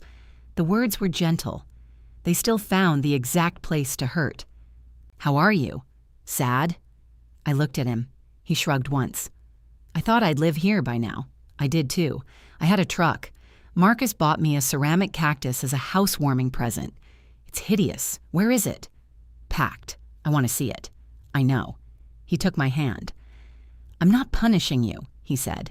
It feels like it. I'm trying not to move in because the obstacle is gone. I want us to choose it again when we know how to be in the same house. I know how. He gave me a look. Okay, I said. Historically, I have known how. He smiled, but his eyes stayed sad. That night, he slept over. In the morning, he went back to his apartment for clean clothes. The history box remained in my living room, a single cardboard diplomat representing a country that had withdrawn. Mom lasted 2 days without speaking to me. On the third evening, she called at 9:17. Your sister can't sleep. I was brushing my teeth. I'm sorry. The mattress is too firm. Dad bought it. He bought it online. That sounds like a dad problem. This isn't funny, Natalie. I'm not laughing. Mom lowered her voice. She says the den smells strange. It's Dad's protein powder. She says it's mildew. Is it? No. Frank checked with a flashlight for 45 minutes. I leaned against the bathroom counter. What do you want me to do? Maybe she could sleep at your house tonight. No, one night. No, she has an early client call. She has a bed. It's hurting her back. Then put a pad on it. There was a sharp silence. You could try to care that she is uncomfortable. I do care. You have an unusual way of showing it. I'm not giving her the guest room. Your empty guest room. It isn't hers. Mom inhaled as if I had said something obscene. All right, she said. I understand. She hung up. At 11, Dad texted me a photograph of 3 blankets folded on top of the mattress. Fixed it. I sent back a thumbs up. The next morning, Brooke sent me a picture of Dad asleep in his recliner with his mouth open. Across it, she had written, Your hero. I laughed before I could stop myself. I replied, Tell him the blankets look good. She sent a heart. For several days, Brooke seemed to fit into my parents' house better than anyone had predicted. She made Dad eggs. She reorganized the pantry, though Mom later spent an hour looking for the paprika. She drove them to a restaurant they had declared too loud when I suggested it the year before. Dad texted me a photograph of Brooke wearing his old baseball cap at a hardware store. She knows what a wingnut is, he wrote. I replied, We contain multitudes. Part of me watched their sudden harmony with suspicion. Another part wondered if I had been wrong to keep Brooke for so long. Maybe my house had made her helpless because I had treated her like a guest. Maybe Dad's bluntness and Mom's attention were exactly what she needed. Then Sunday came. Mom expected dinner at my house. She did not ask. She texted at 11 in the morning. We'll be there at 5. Brooke needs some normalcy. Dad requests pot roast. I stared at the message, then wrote, I'm not hosting. She called. Why not? Because I don't want to. Do you have plans? Yes. What plans? Not hosting. Mom made an impatient sound. "We haven't had a family dinner in weeks. We had one at your house." That was different. "You have a dining room. You know I can't cook for everyone with Brooke working in the kitchen." I pictured Brooke's laptop on the breakfast table, headset on, telling someone in Cincinnati they deserved a terrace. "Ask her to move. She has nowhere else to work. The den. Your father watches television in there. So does she have the den, or does Dad? That is not the point. I'll come to your house if you want to cook." Mom was silent. "I'll bring a pie," I added. "You always make the potatoes." Dad requested pot roast, not potatoes. Pot roast comes with potatoes. Then put potatoes in the pot. "You are being deliberately difficult." "No, I'm being a guest." I heard Brooke's voice in the background. "Is that Nat?" Mom covered the phone poorly. "She won't host. Why would she?" The question surprised both of us. Mom uncovered the phone. 5:30, she said. "Bring something." I bought a pie from the grocery store. Mom noticed the plastic container immediately. "You didn't bake?" I said I'd bring pie. She took it with 2 fingers as though it had been recovered from a crime scene. Dad appeared behind her wearing an apron that said, "Kiss the cook," and carrying a wooden spoon. "Potatoes are in the pot," he announced. "I knew you could do it. Your mother did it." "I cut them," Mom corrected. Brooke was at the dining room table with her headset on, nodding seriously at her laptop. She held up one finger when she saw me. Mom whispered, "She's been on that call for an hour." Brooke pointed toward the kitchen, then mimed drinking. "What does she want?" Mom asked. "Water. She has a glass." Brooke shook her head and mouthed, "Sparkling." Mom went to the refrigerator. I took off my coat. "She can get it herself. She's presenting." Brooke's screen showed a man talking. She was muted. "Then she can wait." Mom opened a bottle and set it beside her. Brooke smiled without interrupting the call. Dinner started at 6:40. Dad's pot roast was dry enough to have structural applications, but the potatoes were good. Brooke entertained us with stories from work. She seemed lighter than she had at my house. Mom laughed at everything she said. Dad poured her more wine. For half an hour, I felt like the difficult person at a table where everyone else had moved on. Then Mom asked Brooke to take the plates into the kitchen. Brooke pressed one hand to her stomach. "Can I sit a minute?" "Of course," Mom said. Dad began stacking dishes. "You cooked," I told him. "Sit down." "It's fine. I'll help," Mom said with a sigh. Nobody looked at me, which was its own form of looking. I kept eating pie. Mom carried 2 plates into the kitchen, then returned for more. Her mouth tightened when she passed my chair. Brooke glanced at me. "How's Caleb?" "Good. Is he moving in?" "Not yet." "Oh." Mom stopped beside the table. "Why not? We're taking our time. I thought Brooke was the reason he couldn't. She was one reason." Brooke's fork paused. "What are the others?" Mom asked. "That's between us. I'm only concerned. I know." The words came out sharper than I intended. Brooke put down her fork. "I can do the dishes." "You said your stomach hurt," Mom replied. "It's better." "That was fast," I said. Brooke's eyes met mine. Mom dropped a spoon onto a plate. "Can we have one meal without commentary? I agreed to that years ago. Nobody else signed." Dad coughed into his napkin, but I saw him smiling. Brooke did the dishes. Mom hovered beside her, correcting the way she loaded the dishwasher. Dad and I sat alone at the table. "How's the den?" I asked. He glanced toward the kitchen. "Occupied. You okay?" "I can watch television in the bedroom. Mom hates that. She does." He cut another piece of pie. "Brooke has calls early," he continued, "and late. Different time zones. She works with local events. Apparently Cincinnati has a time zone." I smiled. He lowered his voice. "That apartment coming through? She said 3 weeks. She told your mother maybe 6. I looked toward the kitchen.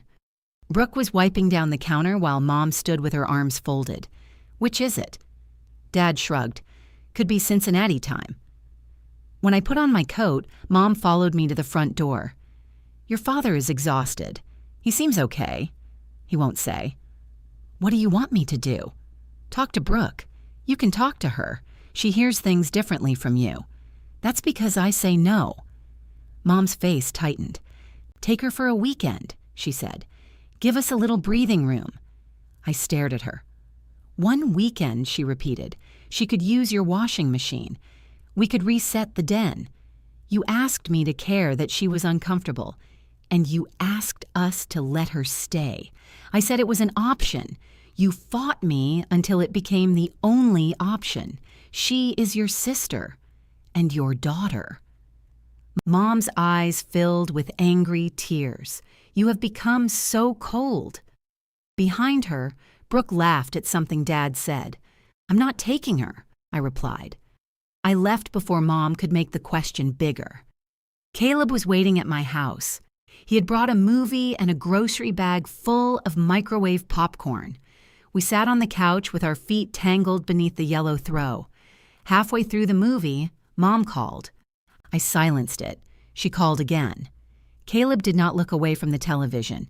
The third call came from Dad. I answered. "What happened?" "Nothing happened," he said quickly. "Your mother and Brooke had a disagreement." "What kind? Bathroom related?" I closed my eyes. "Dad, Brooke has a lot of bottles." "I know. Your mother moved some." "What do you want me to do?" He was quiet. In the background, I heard Mom say, "Tell her to come over." Dad lowered his voice. "Could you just talk to them?" "No." Another silence. "Okay," he said. Mom took the phone from him. "Your sister is crying, I'm sorry. She says she has nowhere she belongs. She belongs there. She just doesn't control the bathroom. You need to fix this." I looked at Caleb. He had paused the movie. "No," I said.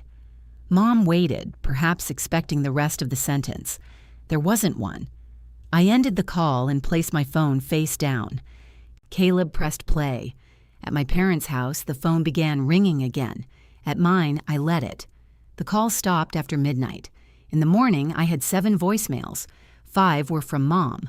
1 was 3 seconds of silence from Dad, and 1 was Brooke saying, "Don't worry, I know you're busy." I deleted that one first. Mom's messages moved through the complete cycle of family pressure. She began frightened, became offended, then ended exhausted by the pain I had caused her. In the last message, she said, "I hope someday you understand that refusing to help is still a choice." I understood that perfectly. That was why I had done it. At work on Monday, Aunt Linda called. She usually communicated through birthday cards containing $5 and religious cartoons on Facebook, so seeing her name was like receiving a weather alert. "Your mother is worried about you," she said. "I'm fine. She says you've changed. People do. She says this man you're seeing has separated you from the family." I looked through the glass wall of the conference room. Denise was outside making a frantic cutting motion across her throat. "Caleb hasn't separated me from anyone." "Well, I don't know him." "Then that's a strange conclusion." Aunt Linda cleared her throat. "I heard Brooke made a mistake. Did Mom tell you what it was?" "She said there was a private message taken out of context. It was sent to me. Brooke thought she was talking to a friend. That's why it was honest." Aunt Linda paused. "Your mother says you're holding it over her. I haven't sent it to anyone." "You saved it?" "Yes." "That feels vindictive." I turned away from the conference room glass. Would deleting it make what Brooke did less true? "I'm only saying families need grace." "Who needs it?" "Everyone." "Then why are you calling me?" Another pause. Denise tapped her watch through the glass. "I love you," Aunt Linda said finally. It sounded less like affection than a receipt. "I love you too." I ended the call and returned to a meeting about supply contracts, which was refreshing because everyone said what they wanted and expected an answer. Mom canceled Sunday dinner the following week. She announced it in the family group chat. "Due to the current tension and lack of cooperation, we will not be gathering." Dad replied, "Fine." Brooke sent a broken heart emoji. I wrote, "Okay." Mom called me 6 minutes later. "You don't care? You canceled dinner. I was hoping we could discuss why." "In the group chat? I thought you might call." "You called me." She lowered her voice. "Your father missed bridge club with me yesterday." Dad plays bridge? He was supposed to learn. Why did he miss it? Brooke had an apartment tour. Did she like the place? She canceled at the last minute. Why? She had a headache. So Dad stayed home because Brooke didn't go to an apartment? She was upset. I waited. Mom sighed. You don't have to sound pleased. I don't. You do. I haven't said anything. That's the problem. You used to have solutions. I looked at the empty guest room. My desk was still crowded into my bedroom, the chair wedged between the wall and the foot of my bed. I have a solution, I said. Let Brooke manage Brooke. Mom hung up. That Saturday, Caleb helped me move the desk back into the guest room. I had not asked him. He arrived with coffee, looked at the chair blocking my closet, and said, "This is stupid." We carried the desk down the hall, rotating it twice to clear the door frame. The legs scraped the same patch of wall the dresser had marked. Your house is taking a beating, he said. It's developing character. It has enough. He set the desk beneath the window. Sunlight spread across the wood. For the first time in months, the room looked like something I had chosen. Caleb returned to his car and brought in a small paper bag. You ready? For what? He reached inside and pulled out a ceramic cactus painted neon green. It wore a tiny sombrero and had the words, "Home Sweet Home," across its pot. I stared at it. Marcus has a gift. Marcus is no longer welcome here. He bought it at a gas station. That answers questions I hadn't asked. Caleb placed it on my desk. You said you wanted to see it. I was trying to support you. Live with the consequences. The word landed between us. Not hard, but enough. He touched the cactus with one finger.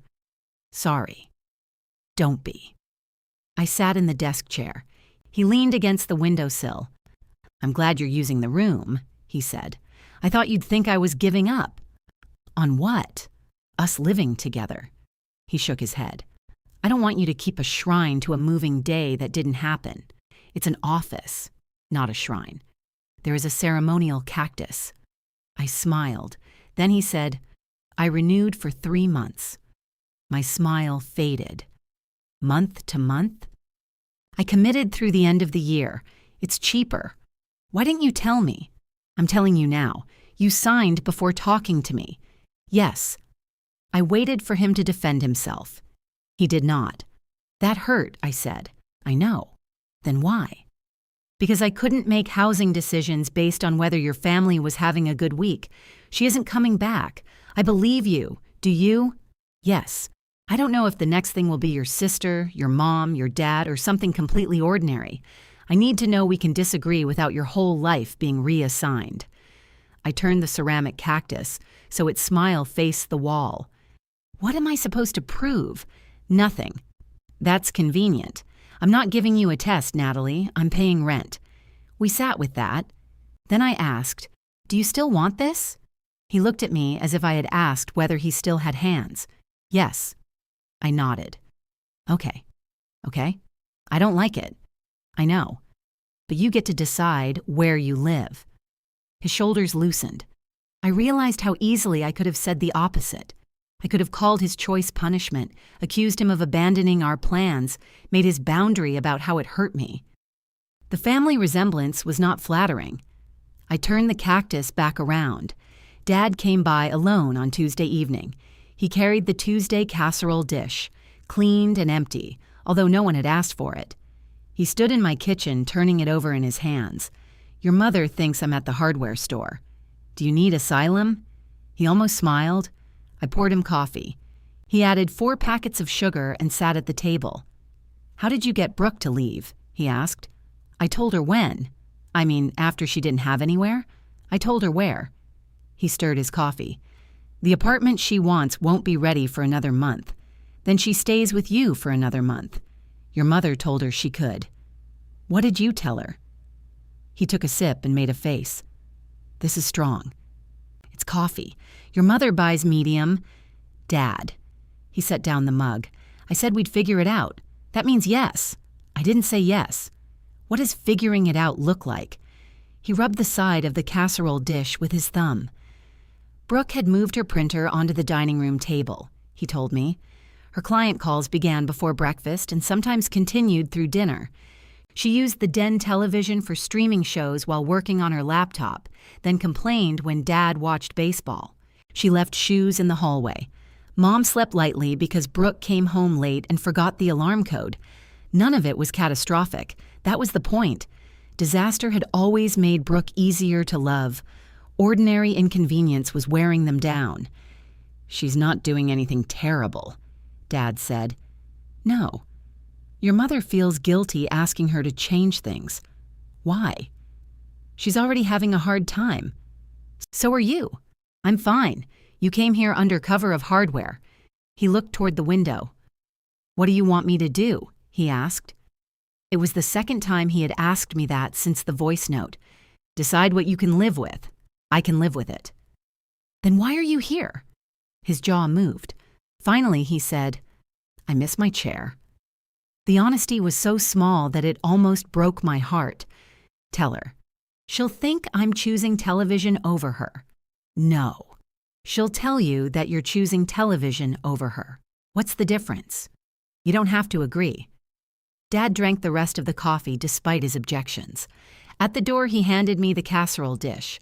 "Your mother says this is yours. It's hers. She says you made the casserole." "I didn't." He looked down at it. "Then whose is it?" We both started laughing. He left it on my porch. Sunday dinner resumed without announcement. Mom made meatloaf. I brought a bagged salad and did not apologize for it. Brooke arrived at the table last, still on her headset. She ended the call and placed her phone beside her plate. "I might need to take another one," she said. Dad served the meatloaf. Not during dinner. Brooke blinked. "It's work. Call them back." "I can't tell a client to wait because we're having meatloaf." "Yes, you can." Mom looked between them. "Frank, she has responsibilities. So do I. I cooked." "You formed meat into a rectangle," Mom said. "I also set the table." Brooke picked up her phone. "I'll eat later." "Sit down," Dad said. The room went still. Dad did not raise his voice often. When he did, he sounded surprised by it. Brooke slowly sat. Mom placed a hand on his arm. "What is going on with you?" Dad pulled his arm away, not angrily, just enough. "I want my den back." Brooke stared at him. "I work there. You work everywhere. Because there's nowhere else. There's an office center near your job. I can't take every client call in a rented cubicle. Then take them at work. My schedule isn't 9 to 5. Dad cut his meatloaf. "The 1st of next month," he said. Mom's fork struck her plate. "Excuse me? I'm giving Brooke until the 1st. You don't get to announce that at dinner." "I just did." Brooke looked at me. I had not spoken. "This is her," she said. Dad shook his head. "Natalie didn't know. She got to you." "He came to my house," I said. Dad gave me a betrayed look. "What?" I asked. "You said I should stop fixing things." Mom pushed back her chair. "No one is making Brooke homeless." "I didn't say that," Dad replied. "She can take the apartment when it opens."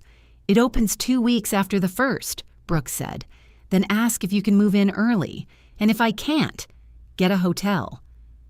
Brooke laughed once. "For 2 weeks? You earn more than I did when I retired." Her face changed. Money had never been the true problem, but Dad was the first person in the family to say it aloud. Brooke stood. "I can't believe you." "I bought the mattress," Dad said. Mom followed Brooke from the room. The bedroom door slammed down the hall. Dad looked at his plate. "I think I ruined dinner." I opened the bagged salad. The meatloaf did some of that. He laughed despite himself. 3 days later, Brooke sent a message to the family group chat. "I signed for the apartment. Keys next Friday." Mom responded with 6 hearts. Dad sent a thumbs up. I wrote, "Congratulations." Brooke's reply came only to me. "Happy now?" I looked at it for a long time. Then I typed, "No, but I'm glad you have a home." The dots appeared, vanished, and appeared again. She never sent anything.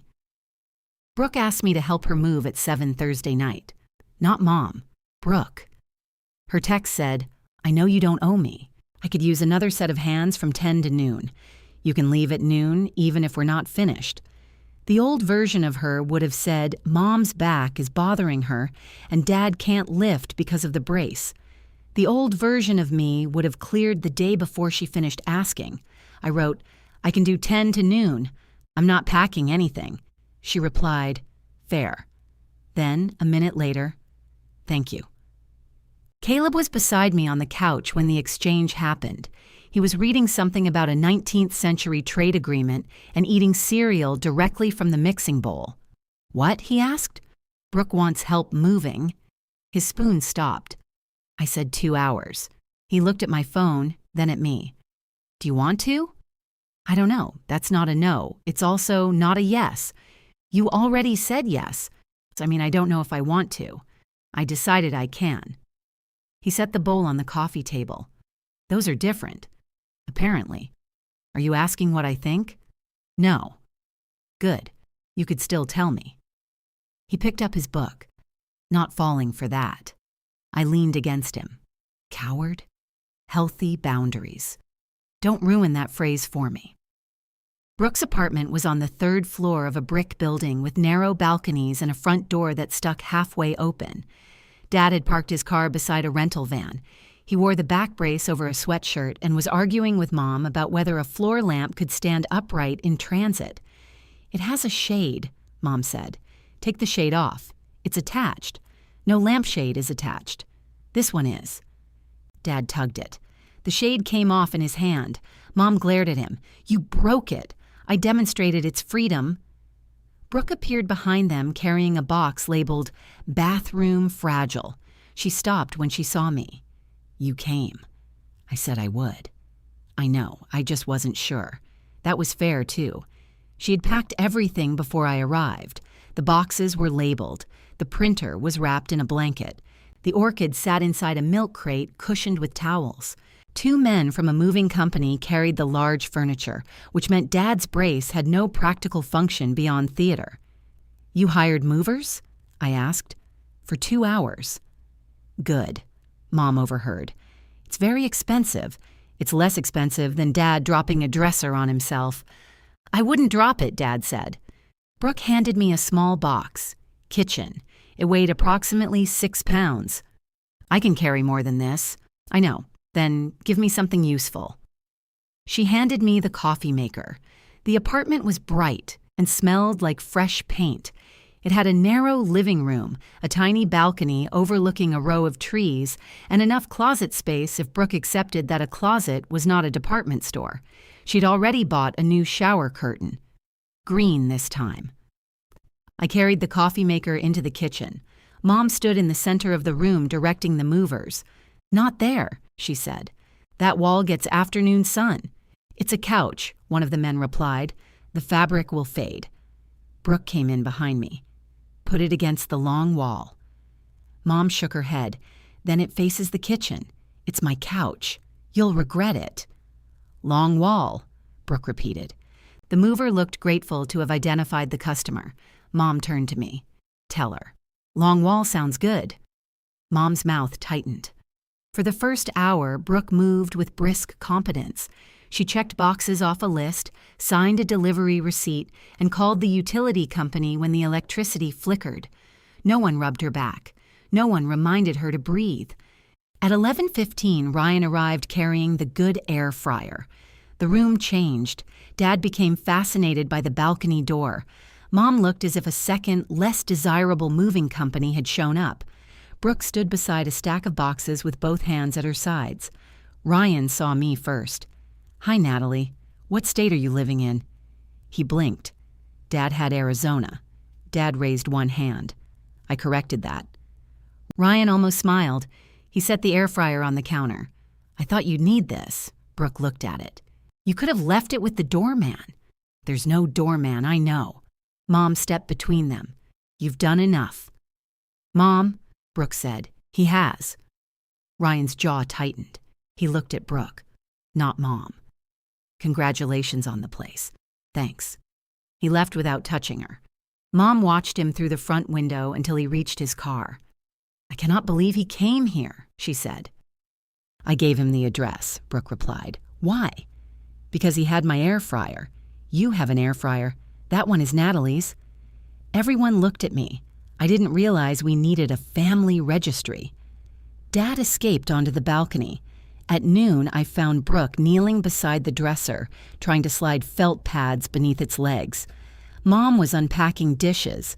The movers had left. Dad had located a folding chair and was sitting outside with his eyes closed. "My time is up," I said.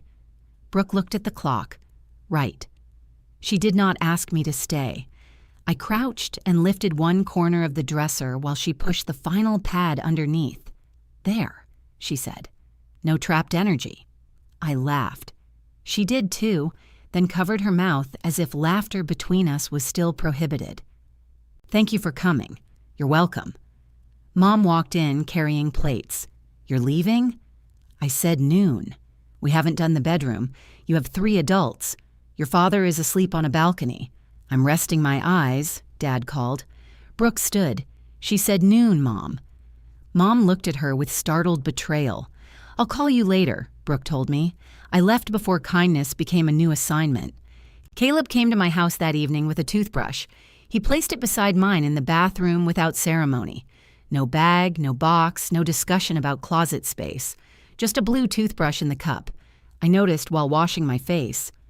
"What is this?" He appeared behind me in the mirror. "An overnight hygiene instrument. You left it here. I'm observant too. Are you moving in one item at a time? At this rate, we'll be done by 2043. I turned around. "You're mocking me." "I'm leaving a toothbrush." I kissed him. The next morning, we drank coffee at the kitchen table. The calendar still hung beneath the lobster magnet. The date Brooke had circled was behind us now, and there were no new circles. "How was the move?" he asked. Mom tried to orient the couch according to the sun. "Reasonable. Ryan showed up." Arizona Ryan? The very one. Did he bring turquoise? An air fryer. Caleb stirred his coffee. "Did you stay 2 hours?" "I left at noon." His eyes moved to mine. "What?" "Nothing." That nothing sounded good. It was. I reached across the table and stole his toast. He let me. Brooke called 4 days later. I almost did not answer because I was at work, but she left a message asking if I could meet her at the diner near the highway. "No, Mom," she added. "No ambush, just coffee." We met after work. She was already in a booth when I arrived, stirring a cup she had not tasted. The diner smelled like bacon grease and lemon cleaner. A waitress called everyone honey with equal impatience. Brooke had cut 2 inches off her hair. "It looks good," I said. "Mom hates it." "Then it looks great." She smiled. We ordered coffee and fries. For several minutes, we talked about Dad's lamp and the couch and the neighbor upstairs who vacuumed at 6 in the morning. Then Brooke said, "I stayed with Ryan that Tuesday." I knew immediately which Tuesday. "The night you said you stayed with Maddie." "Yes. Why are you telling me now?" "Because you asked Maddie when I disappeared." "She told you." "She screamed at me for involving her." "Good." Brooke nodded. She said if I ever use her as an alibi again, she'll send Mom every drunk voice note I've made since 2017. I like Maddie. She's very principled when angry. The waitress dropped the fries between us. "Are you and Ryan back together?" I asked. "No. Were you sleeping with him?" Brooke picked up a fry, put it down, then picked it up again. "Sometimes." "During the weeks you were living with me because he abandoned you?" "He did leave. You said you found messages." "I did." "You told Mom he said he couldn't support you." "He did." "You told Linda he was afraid of commitment." "He canceled the wedding." I stared at her. "Why?" She looked through the diner window at the headlights sliding along the highway. "Because I told him I didn't know if I wanted to get married. That was not one of the versions." "He thought I was testing him," she continued. "Maybe I was. I wanted him to prove he wouldn't leave. He said he couldn't spend his life proving it every time I got scared." "Then you found messages?" "After. He was talking to someone from the gym, not sleeping with her. Talking. And you threw the picture." "Yes." The waitress topped off our coffee. Neither of us spoke until she left. "You let everyone believe he just walked out," I said. "He did walk out." After you pushed him toward the door and waited to see if he'd cross it. Her face tightened. That sounds familiar, I added. I know. The admission took some of the force out of me. She wrapped both hands around her cup. I'm good when there are rules, she said. Work has rules. If a client needs something, I either do it, charge them, or tell them no. With us, I never know if someone loves me unless they're doing something they don't want to do. I looked at her. That's not love. I know that intellectually. Mom taught you that. Mom taught both of us. I waited. Brooke met my eyes. She likes me in pieces. The sentence was so quiet I almost missed it. What? She knows what to do when I'm falling apart. Soup, phone calls, making everybody rearrange themselves. When I'm okay, she finds something to worry about until I'm not. I thought about her answering a client in that small voice the morning after she arrived. She likes me useful, I said. Brooke nodded. You get loved for carrying things. I get loved for dropping them. Neither one sounded like love when we said it aloud. That doesn't excuse what you did, I told her. I know. You scared us on purpose. I know. You cost Caleb money. You cost me. I know. Her voice broke. This time I stopped. Brooke wiped beneath one eye with her thumb. I don't know how to apologize without explaining, she said, and every explanation sounds like I'm trying to get out of it. Probably because you usually are. Yes. The waitress set down the check. Brooke reached for it. I let her. In the parking lot, she hugged herself against the cold. Can we be sisters? She asked. We are sisters. You know what I mean. I did. We can have coffee, I said. We can have dinner sometimes. You can call me. Her face lifted. You cannot stay at my house. It fell slightly. You don't get a key. You don't get Mom to call me for you. If I say no, you don't turn it into proof that I don't love you. That's a lot of rules. I'm good when there are rules, too. She looked down, then smiled a little. Okay. We hugged in the parking lot. It was not forgiveness. It was not a return to what we had been. It was smaller than that. For the first time, smaller felt safer. As I got into my car, Brooke called after me. Mom's birthday is in 3 weeks. I know, she thinks you're planning dinner. I closed my car door. I'm not. Brooke winced. You should probably tell her. She has my number. On the drive home, Mom called. I let it ring until I reached my driveway. Then I answered. Are you planning anything for my birthday? Mom asked. No hello, no transition. Just the question she had apparently been saving until I was safely parked. No. The word sat between us. You always do dinner. I'm not doing it this year. I see. That was Mom's most efficient weapon. 2 syllables capable of carrying a sofa up 3 flights of stairs. I'll come to whatever you decide, I said. So I plan my own birthday. Dad can plan it. Your father thinks a reservation is something you make by arriving early. He learned bridge. He can learn restaurants. Mom sighed. I leaned my head against the seat. Through my windshield, my house looked warm and quiet. Caleb's car was not there. The ceramic cactus glowed green in the guest room window. What do you want for your birthday? I asked. I want my family to enjoy being together. That isn't something I can order. I didn't say it was. You called to ask if I was planning. I thought you might want to. I don't. The honesty sounded ugly, but it was not untrue. Mom was quiet for so long I checked that the call had not dropped. Brooke said you had coffee, she said. We did. She feels better.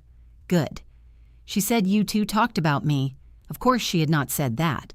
Brooke had probably said we talked about family, and Mom had located herself at the center.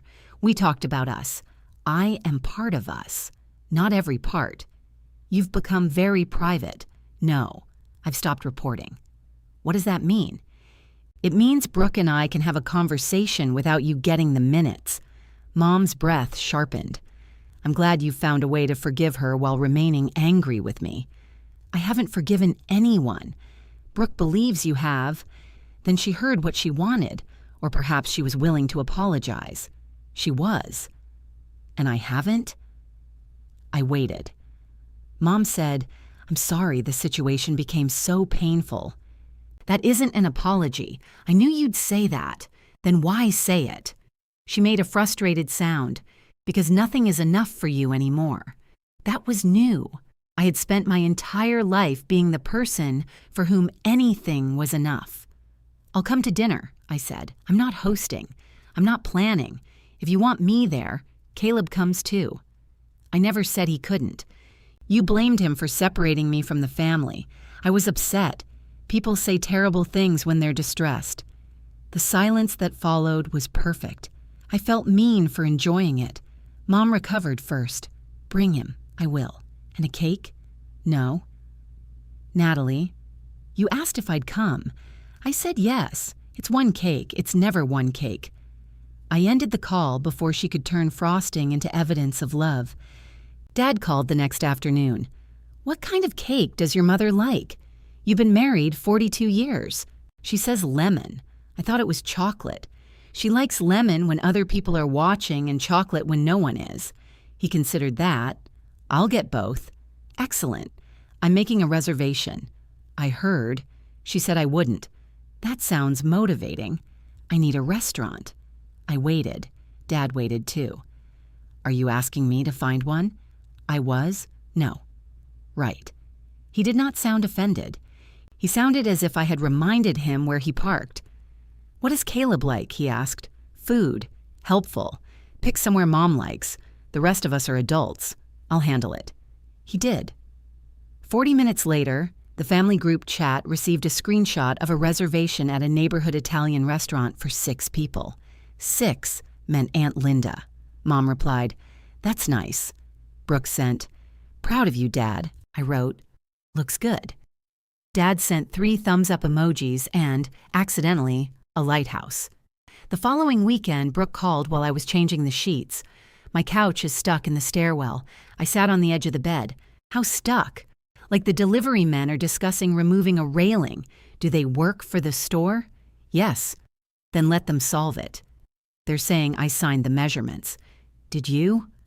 I signed something. Did you measure? A pause. The room. The couch has to reach the room. I understand that now. In the background, a man said, "Ma'am, we really need a decision." Brooke lowered her voice. "Can you come?" "No. It's 15 minutes. I'm doing laundry. You hate laundry. That doesn't make it imaginary. What am I supposed to do?" The question was so familiar that I almost laughed. "Ask what your options are. Pick one. They might charge me." Probably. This couch was expensive. Then paying to get it inside seems reasonable. Brooke groaned. "You're enjoying this." "A little." She laughed despite herself. "All right, I'll handle it." She called later to report that the movers had taken off the apartment door and removed the couch legs. It cost $120. "But it's in," she said. "Do you like it? It faces the kitchen. Mom will hate that." She already does. I smiled. Before hanging up, Brooke asked, "Are you really bringing Caleb to Mom's dinner?" "Yes." "She's telling Linda he made you kick me out. Did you correct her?"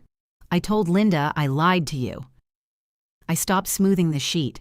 What did she say? That I was under a lot of stress, of course. "Did you play her the voice note?" "No." "Good." Brooke was quiet. "I'm not ashamed that you heard it anymore," she said. "I'm ashamed I made it." There was nothing neat to say to that. "I'll see you Friday," I replied. Mom came to my house Wednesday evening. For the first time in years, she knocked. I opened the door and found her holding the Tuesday casserole dish. "Is this yours?" she asked. I stared at it. "No, your father insists it is. He brought it here and left it on the porch. I found it in his trunk. Then it's traveling." She almost smiled. I stepped aside. Mom entered but did not take off her coat. She looked into the living room, where the yellow throw was folded over the couch.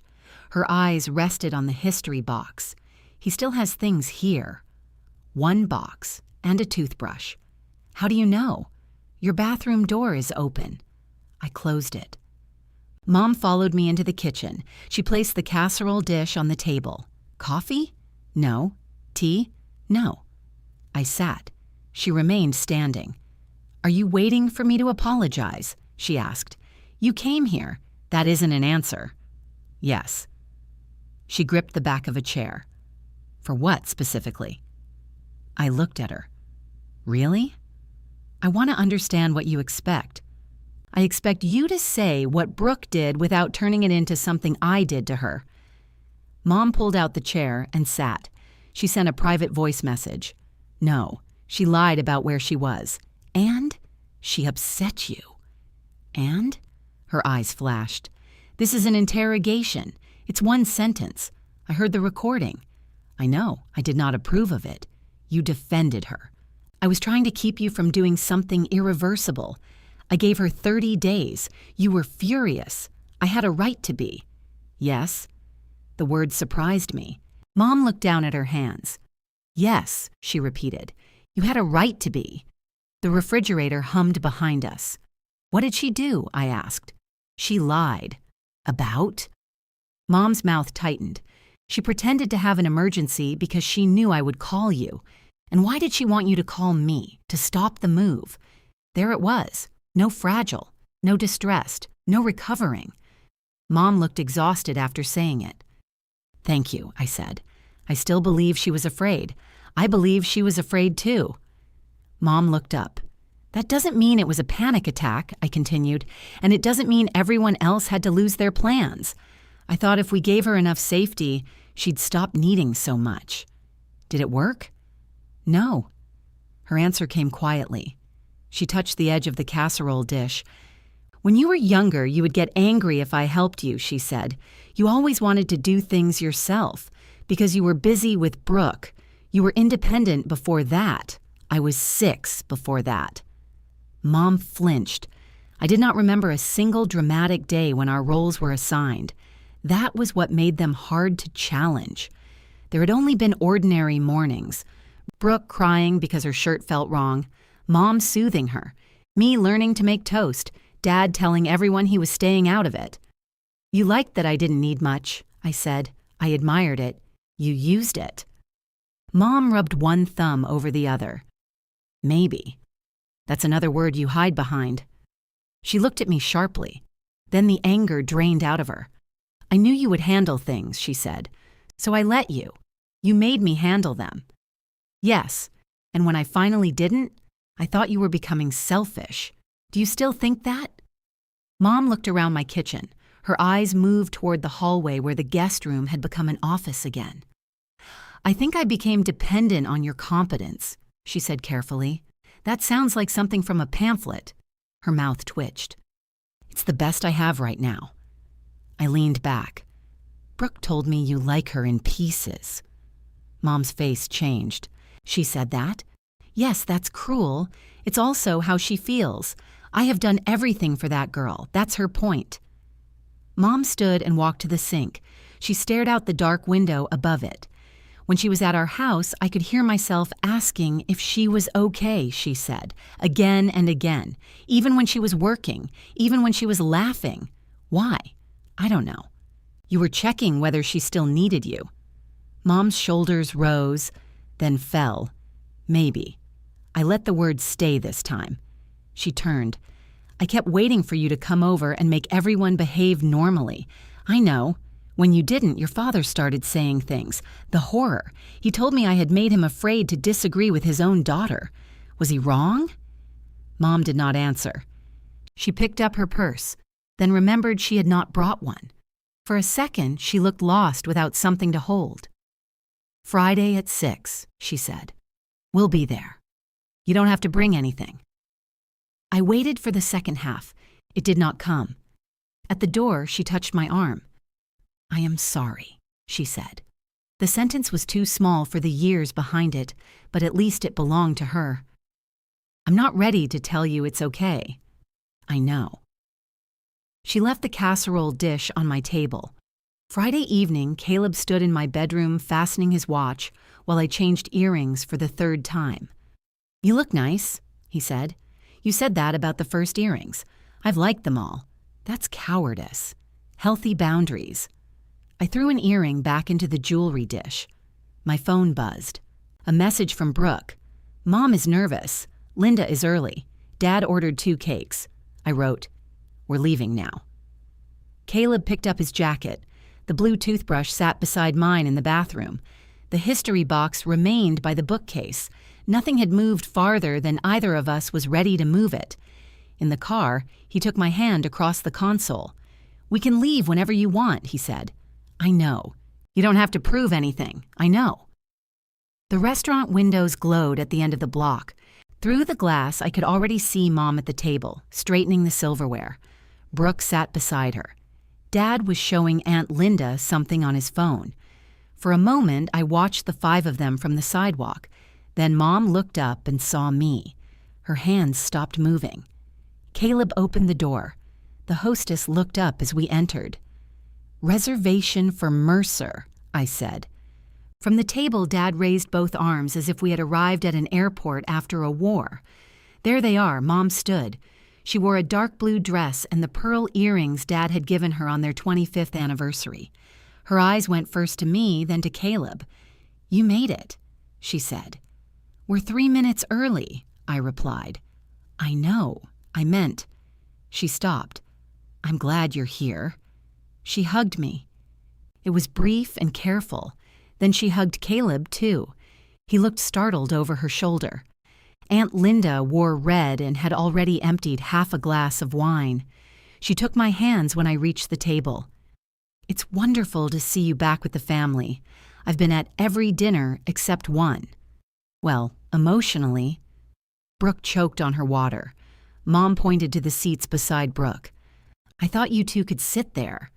Caleb pulled out my chair. Under the table, Brooke's knee touched mine. "Nice earrings," she whispered. "Third choice. I like the first ones." "You weren't there." "I know your jewelry." Across from us, Dad was trying to show Caleb a photograph of the 2 cakes. "The restaurant wouldn't let me bring them inside until dessert," he said. "Health code." "They're in the car?" I asked. "In coolers." "You put cakes in coolers?" "Not with ice." Mom closed her eyes. "Please stop telling people." The waiter arrived and explained the specials. Dad asked whether the salmon came with potatoes. Mom asked whether the pasta was handmade. Aunt Linda asked if the chicken could be prepared without butter, then ordered the short ribs. For several minutes, everyone had something safe to discuss.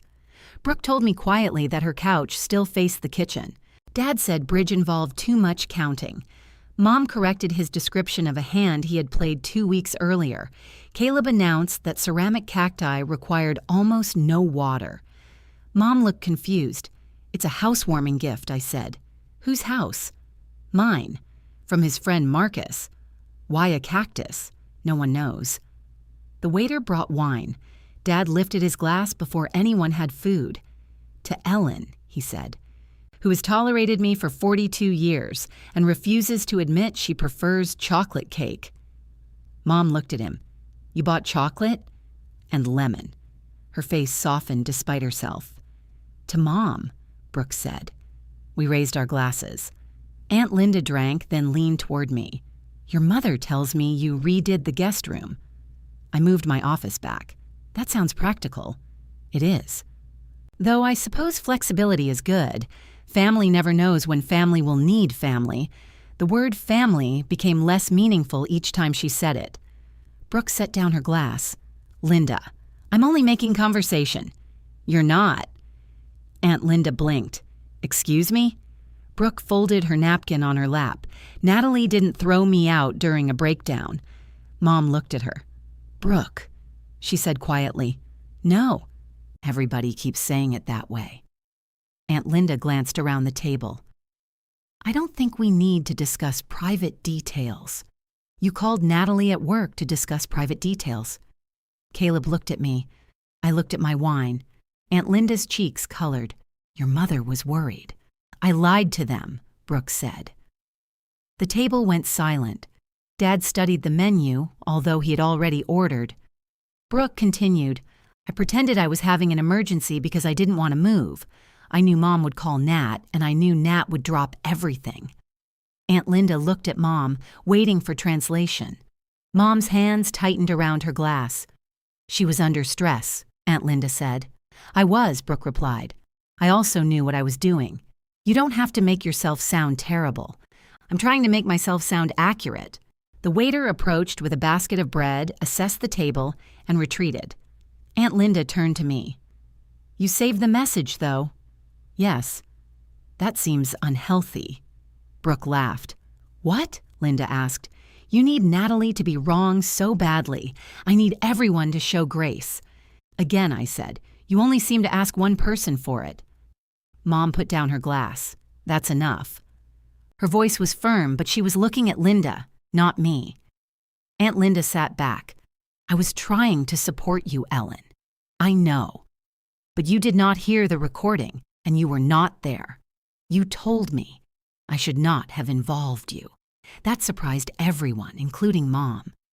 She picked up the bread plate, realized it was empty, and set it back down. I was angry with Natalie, she continued. I told the story while I was angry. Brooke glanced at me.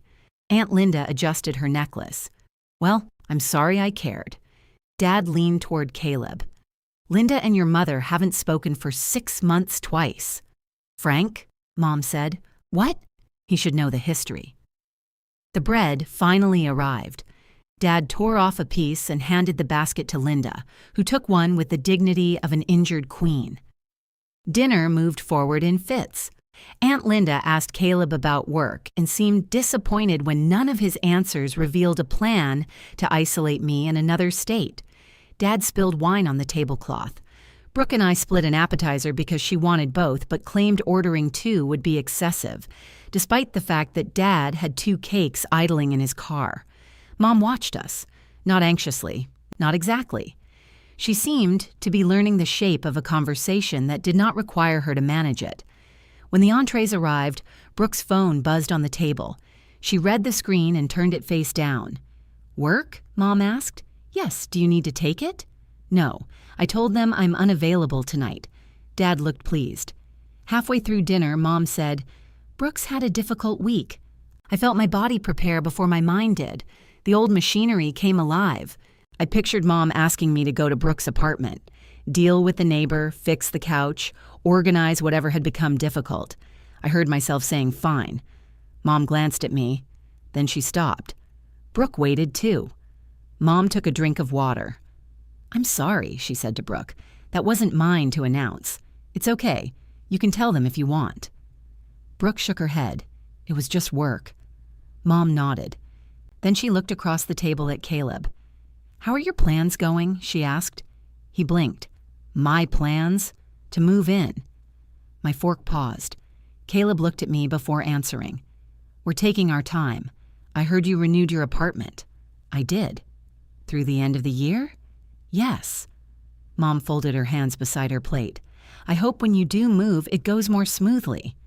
Dad snorted. Mom gave him a look. I mean it. I know, he said. That's why it's funny. Caleb smiled. So do I, he replied. No one asked for a date. No one told us who should be ready or what family need might come first. The conversation moved on to Dad's belief that his bridge partner cheated, which Mom insisted was statistically impossible and Brooke said sounded emotionally true. When dessert arrived, the waiter carried 2 cakes from the kitchen. Dad stood to supervise. I put Ellen on both, he told us, in case one got damaged. The lemon cake said, Happy Birthday, Ellen, in elegant yellow script. The chocolate cake said, Happy Birthday, Ellen. Dad stared at it. They forgot the R. Mom began to laugh. Not her polite laugh. The real one that made her bend forward and cover her face. Dad looked offended. I spelled it for them. Apparently not. I wrote it down. Did you write reservation too? Brooke laughed so hard she leaned against me. I leaned back. For a few minutes, we were simply ridiculous together. Mom chose chocolate. After dinner, Aunt Linda left first, kissing Mom and telling the rest of us to keep our hearts open. Dad followed the waiter to the register because he did not trust electronic tipping options. Brooke put on her coat. Coffee next week? She asked me. Wednesday? I have a client call. Thursday. Okay. She hugged Caleb before leaving. Outside, Mom stood beside me while we waited for Dad to retrieve the cake coolers. You didn't make a wish, I said. That's because your father started singing before the candles were lit. You can make one now." She looked through the restaurant window. Brooke was walking toward her car. Caleb stood near the curb, checking something on his phone. "I'm trying not to wish for other people to behave differently," Mom said. "That limits the options." "It does." Dad emerged carrying both cakes and a bag of bread he had apparently negotiated from the waiter. Mom touched my sleeve. "I meant what I said at your house. I know, I'm still angry sometimes." "So am I. I suppose that's allowed." "It is." She nodded, not fully pleased with the answer, but willing to leave it standing. Dad handed me the misspelled chocolate cake. "Take this." "Why?" "Your mother wants the lemon." Mom protested. "I did not say that. You looked at it. I was reading my name. You know your name." I accepted the cake. Before getting into their car, Mom said, "Good night, Natalie." Not steady one. Not sweetheart in the tone that meant, do something. Just my name. The months that followed did not transform us into a healthier family in a straight line. Mom still called once to ask if I could cancel dinner with Caleb because Brooke was having trouble with a client. I said no. She went quiet, then said, "All right," without explaining why my refusal hurt her. Dad began calling me with no request attached. Sometimes he wanted to repeat something his rideshare driver had said about the moon landing. Once he called because he had found the owner of the casserole dish. It belonged to Aunt Linda, who had been looking for it since Easter. Brooke kept her apartment. She complained about the upstairs vacuuming and paid the couch charge and learned which grocery store had the good, sparkling water. She and Ryan stopped sleeping together after she told him she could not keep using his attention to avoid being alone. She told me this over coffee, then changed the subject before I could congratulate her. Our relationship became smaller. Thursday coffee, occasional dinner, memes about Dad, no keys, smaller held. Caleb's toothbrush gained company slowly. A phone charger appeared beside my bed. 2 shirts occupied the far end of my closet. He did not pretend these things were accidents, and I did not treat them as promises. Near the end of his 3-month lease, he came over carrying the history box from my living room. "This is already here," I said. "I know." "Then why are you holding it?" "I'm practicing." "For what?" He set it down and looked at me. "Moving Saturday." I stared at him. "This Saturday?" "If you want." The old answer rose immediately. "Of course. Whatever you need." I made myself pause. "Yes," I said. "I want." We rented a truck. Marcus came with the remaining boxes and a second ceramic cactus, this one wearing sunglasses. Dad offered his back brace. We declined. Mom called once that morning. I watched her name appear on my phone while Caleb and Marcus tried to force the ugly leather recliner through my front door. I answered. "Is everything okay?" I asked. "Yes," Mom said. "I was going to ask if you could bring something to Brooke." I looked at Caleb wedged between the recliner and the door frame. "I can't today." "I know." I remembered. There was a pause. "I'll ask her if she actually needs it," Mom said. We ended the call. The recliner entered my house sideways and took a piece of paint with it. Caleb declared the damage character. The ceramic cacti went on the bookcase. His clothes filled the dresser Brooke had once moved to release the energy. That evening, surrounded by half-open boxes, we ordered Thai food. My phone rang while I was unpacking plates. Brooke. Her breathing was fast when I answered. "Nat, I'm sorry. I know you're busy. I had a fight with Mom and now I can't settle down. Are you in danger?" "No." "Do you need medical help?" "No. I don't want to be alone." I looked toward the living room. Caleb sat on the floor assembling a lamp, his boxes around him, the yellow throw over the couch behind him.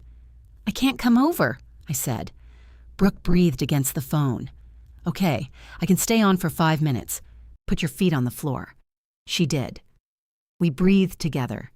Not because Mom had sent me, not because Brooke had made her fear my command, because she had called me herself and told me the truth.